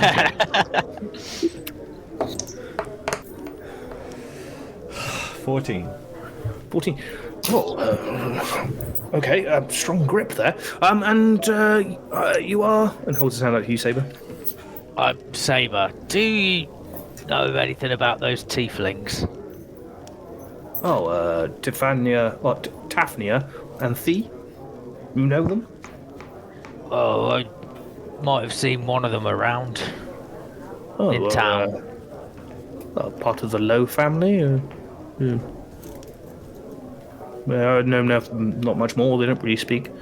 Well, if you want, do you want me to introduce you? Yeah.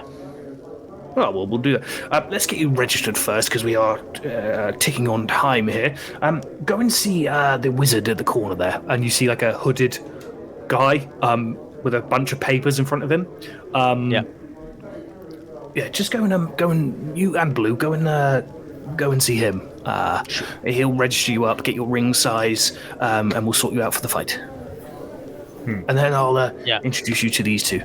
And can I offer you two a drink? And he points at Kaya and Z. Well, that would be lovely. What elvish wine do you have?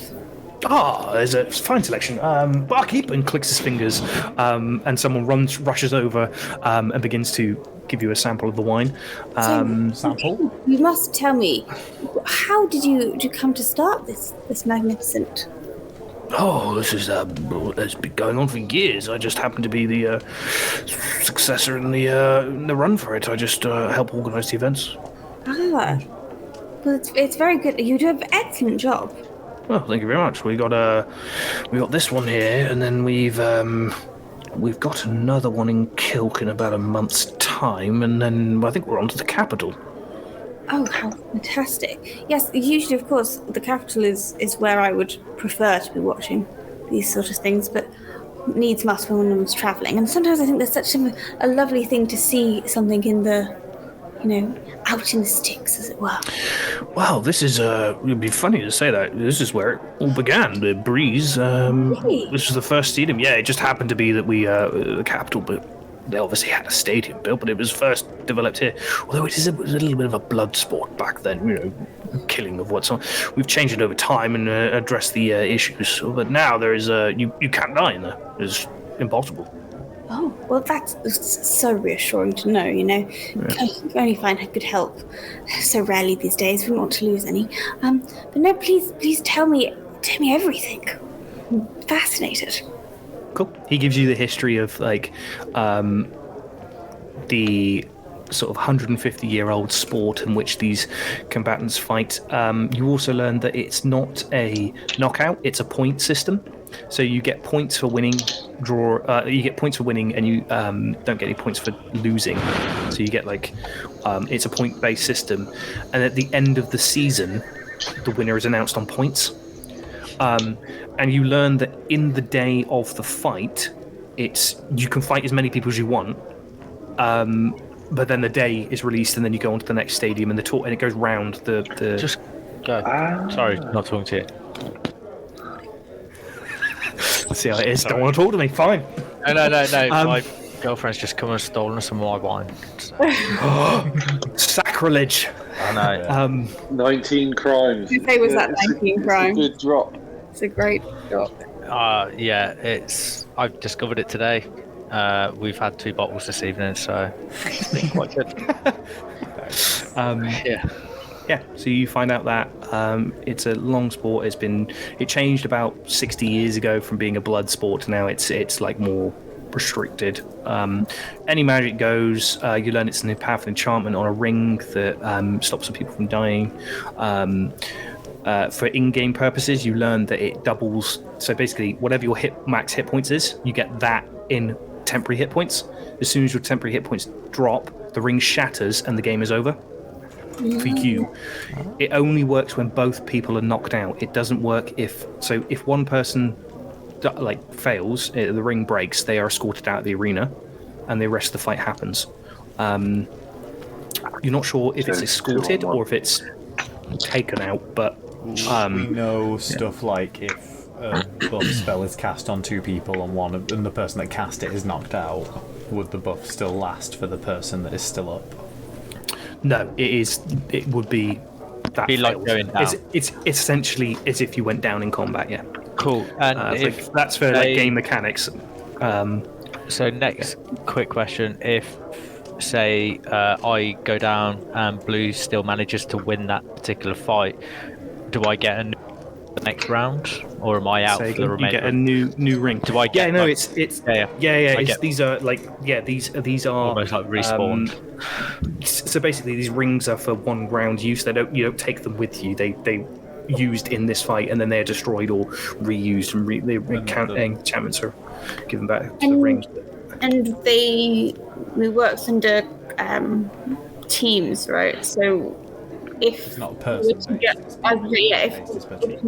if we go to a different town, if we were to also follow the competition, and then for whatever reason, sub out people. No, it is. It has to be the two players here. So if, for instance, just to give you an example, if Saber was to die in character died, unfortunately, that means you would be out of the competition for the rest of the season. Oh, okay. Yes, Blue gets 0 points from if Saber dies. Yeah. Okay. Right. So then, if you got through to the next round, you would be solo. Yeah. No.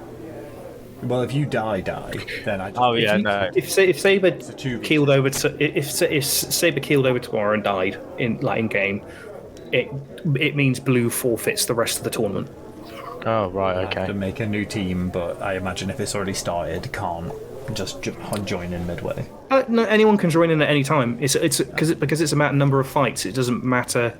Like you could create a new team. That's no problem. You can join in at any point in the season. Do we know if stuff like, because I don't think they would, but you're saying that people could do multiple fights in one day, but that doesn't recover spell slots or feature slots. No, you just go into another fight. Yeah. Can Z just turn her back on this chap and just whisper in Kaya's ear? Kaya, you've got the ear of this chap. How about convincing him to enter you and I? I was sort of thinking the same thing. What? Give it a go. Well, Ted. Yes. Oh, you've filled me with such, I don't know, enthusiasm, and I've just got this feeling, and I think my father would kill me, but I would probably. Do you think it might be possible for myself and my friend here to compete ourselves? Yeah, certainly. It's I think it's 400 gold entry fee for the two of you. For me? And I would like to try and persuade him. Yeah, give me a persuasion check. Yeah. Oh, thank you. Oh, okay, that's really good. That's not bad. That's a 17 plus whatever I say. My persuasion's like plus 6. So 23. 23. He looks around the bar. I can have a word with them. I suppose if you're that interested, I could do it for 200.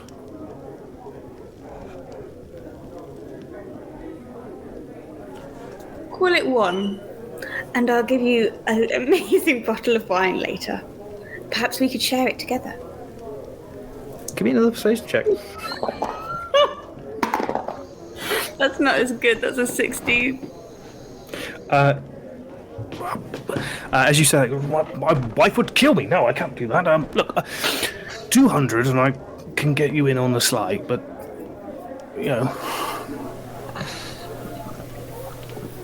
How much money does everybody have? I don't have 200. I threw all of mine at a juggler. I've got 29 left. Well, okay, I would like to. Did you count my 8 that I gave you before? I think you have 18 extra. 18, yeah. Yeah, an 18 extra. Saber and Blue. Which is still not enough. We'll do it as an IO. See if you can convince him as an IOU. We'll give you some of our winnings. Yeah, that we. horses in the That, race. oh, how about? So how about you sponsor us? No, unfortunately, I can't sponsor anybody to fight. It's against the rules. Being the head organizer of the event, I cannot sponsor anybody to fight. It's a few years ago we had the last head of sponsors. That's how I actually got the job. It was the last head. Basically sponsored a team to come in and then had them lose, and then bet against them, won a load of gold when they dug into it, and he bet sort of thousands on it that they caught him, and he's now in jail. So I'd appreciate not doing that. Look, 200 gold, and I could probably shift some of the paperwork. Look, you don't have to do it right now. The offer will stand. If you can meet us in Kilk or anywhere else, I can still do the offer for you. How's that sound? Oh, Ted, you really are a dear. Well, I try my best. Right, well, let's give me a moment. I just need to speak to Harver there about some other matters. I'll let you get acquainted and enjoy your drinks, and I'll be back in a moment. Blue Saber, you approach this wizard doing the registration.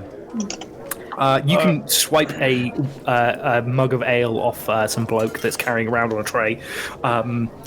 Yeah, Did you get me one? Get you one you more. can swipe. Those ales. Oh no. Why not? Get me one? Well, you just swiped an ale off a tray. Yeah. Well, where's mine? It's probably on that fucking tray. You see somebody. You You see somebody approach your elbow, Saber, holding a tray of ale. I will grab 2 ales off there. I'm gonna nudge Saber. I'm gonna throw one at Blue and drink the other one. I'm gonna chortle. Give me an attack roll. Yes, my favourite, especially against Blue. Bless you. Bless you. I didn't think that was real then, to be honest. 17. Not the roll, Yeah. the sneeze. 17 sneaks. Yeah, you throw an ale hitting Blue in the back of the head. As you guys approach the table, Blue, you're now covered in ale. You see a very old wizard, just a man sat. He's got no hair on his head at all, and his hood's sat here, but he has a very long single goatee, just it's 4 strands of hair that goes down to sort of between his nipples and his belly button. That's the sort of how long it was. Entering the tournament. Yeah. Yeah, two please. Well, it's one team, not two. One team. Two And people. your team name? With the waiters.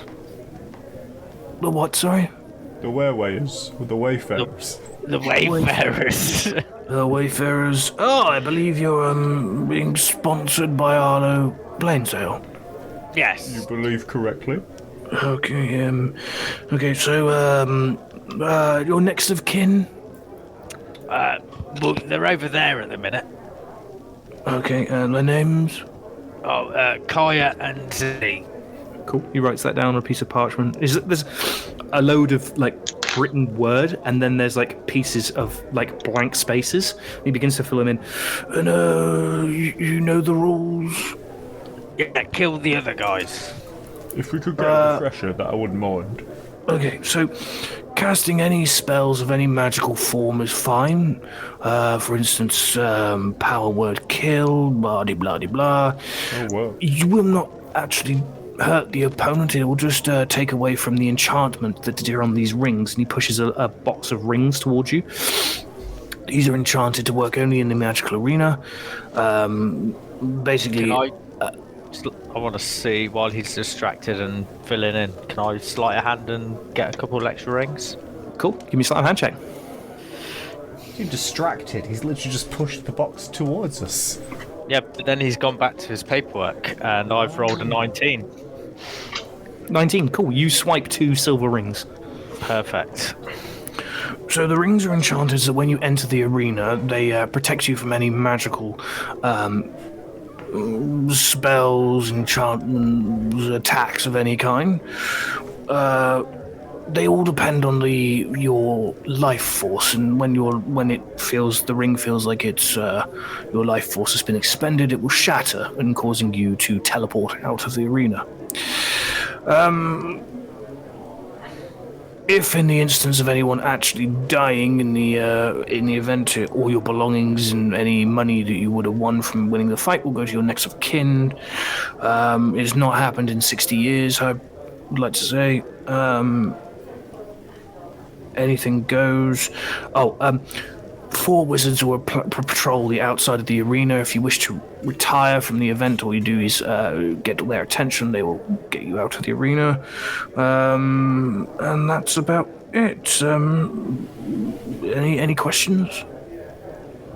When do we get our rings then? What time's the first fight? Well, it's starting soon. I just need to get your ring sizes. So if you just like to hold out your hand, preferred finger. Oh, it's been a while since I've answered that.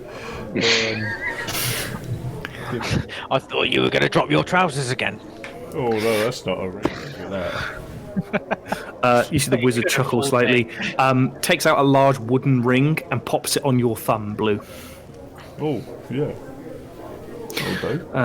And then takes out a small golden ring and pops it on your pinky of your left hand, Saber. Cool. Left hand. Yeah. These will only activate when you walk inside the arena. Winnings per fight. So you win. If your team wins, you will win 50 gold pieces per fight. Obviously, the winner will win the jackpot, but that is at the end of the season. You need your card. Bear with me. He pulls out a piece of parchment, which is like 3 times thicker than a normal piece. He takes out a weird-looking quill, which is very short and very sharp, and begins to write your name, which burns the parchment. So he writes the was it Wayfarers, isn't it? Mm-hmm. Yeah, he writes Wayfarers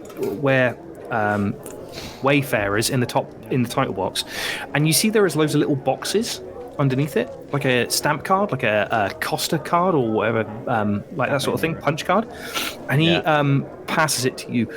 Any wins will be recorded on the card.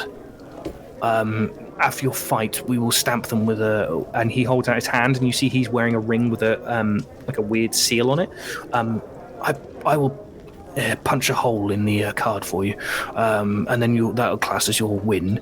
At the end of the season, the cards are taken in, and whoever's got the most wins on that will take the jackpot. Is it 50 gold per team or per individual? Per individual. Per individual. 100 gold for the team. Sweet. And then we'll just brush on through to wherever the next. Sorry. You need to just sign these documents. Yeah. Sure. Give you my old John Bluecock. I will sign Saber. You both sign these contracts. He rolls them up, opens a little clutch bag on his robes, and drops them in, and then shuts it. Cool. You're free to mingle.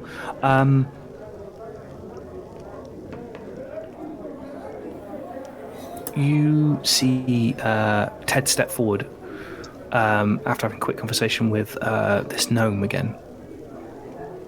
He goes, combatants, the first fight is nearly upon us. Now, as it is these newcomers and gestures at Blue and Saber, I feel it would only be fair to let them decide who they would like to fight first, as they are the new boys in the town, so to speak. So, gentlemen, who would you like to fight in this? We have Harva Rimple, and his is your name Kilp, or you have the Low sisters.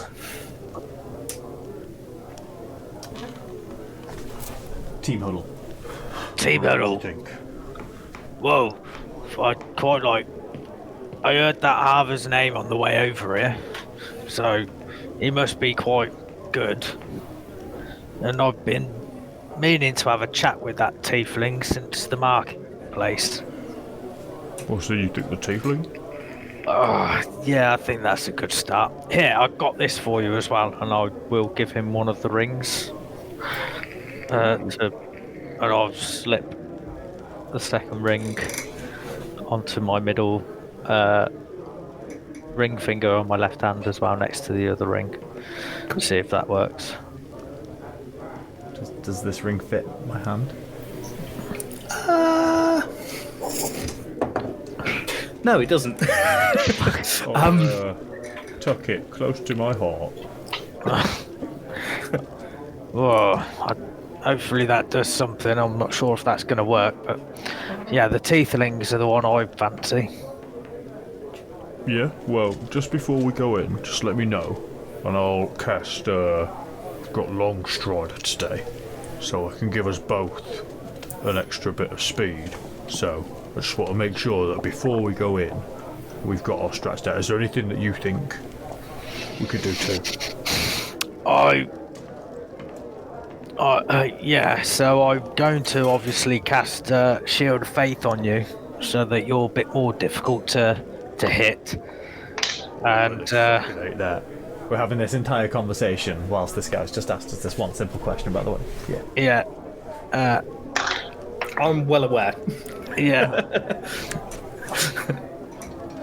Are we doing it really loudly as loud? Like we're huddled in, but we're just talking at normal Like volume. we've clearly made our decision, but now we're just talking the.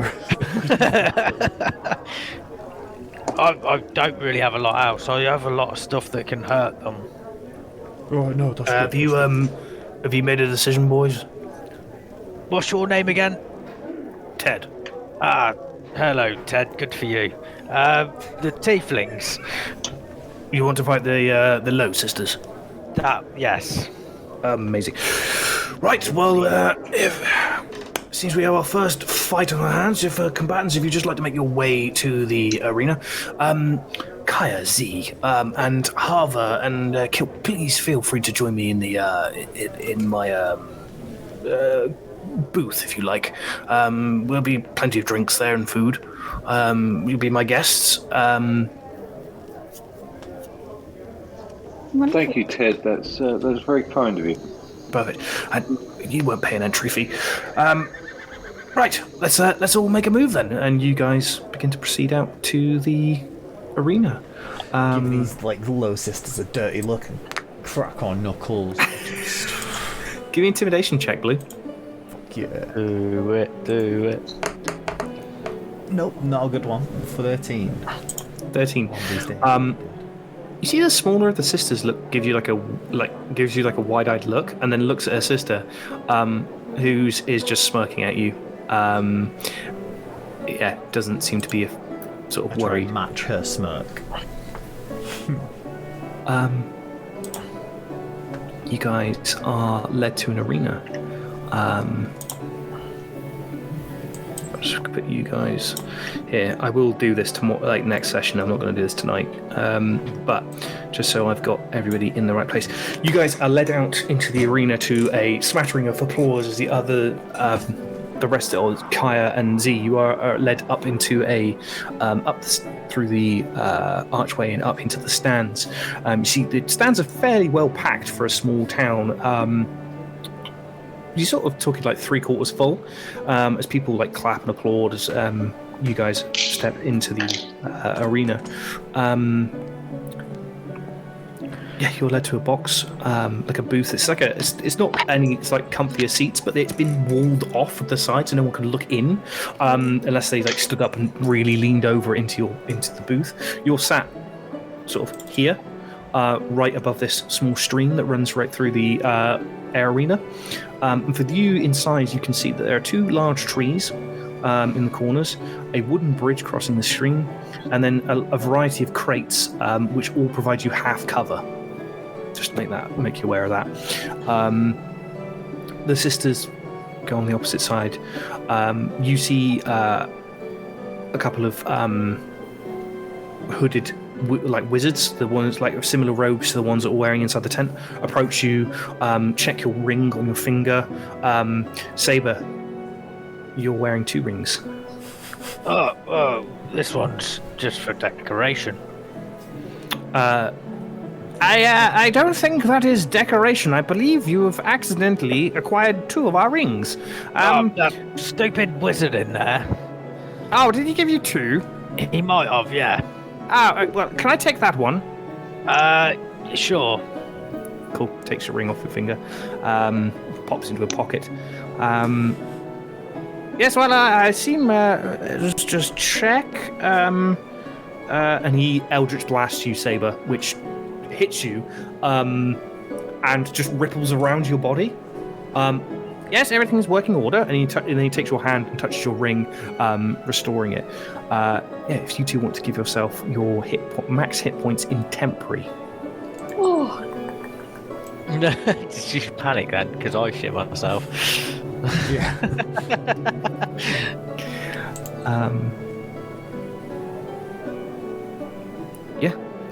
You see the sisters seemingly getting treatment on the other side of the arena.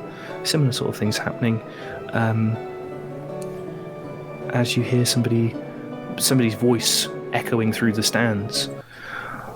And our first fight for the day, we have the Wayfarers versus the Low Sisters. And are we ready? On the count of 1, 2, 3. Tap Saber. Hit them hard! And the fight begins. And that's where we're going to end the session today. With Saber, can I have cast Longstrider, as I said I wanted to do beforehand? You can do that, but what I would do is just remind me at the start of the next session, and do it all then, because I need to get some things organised. But yeah, there you go. Yeah, you made it to the Battle Forge. Good work, Chris. done. Thanks. Yeah, Very nice. good. Yeah, glad you enjoyed that.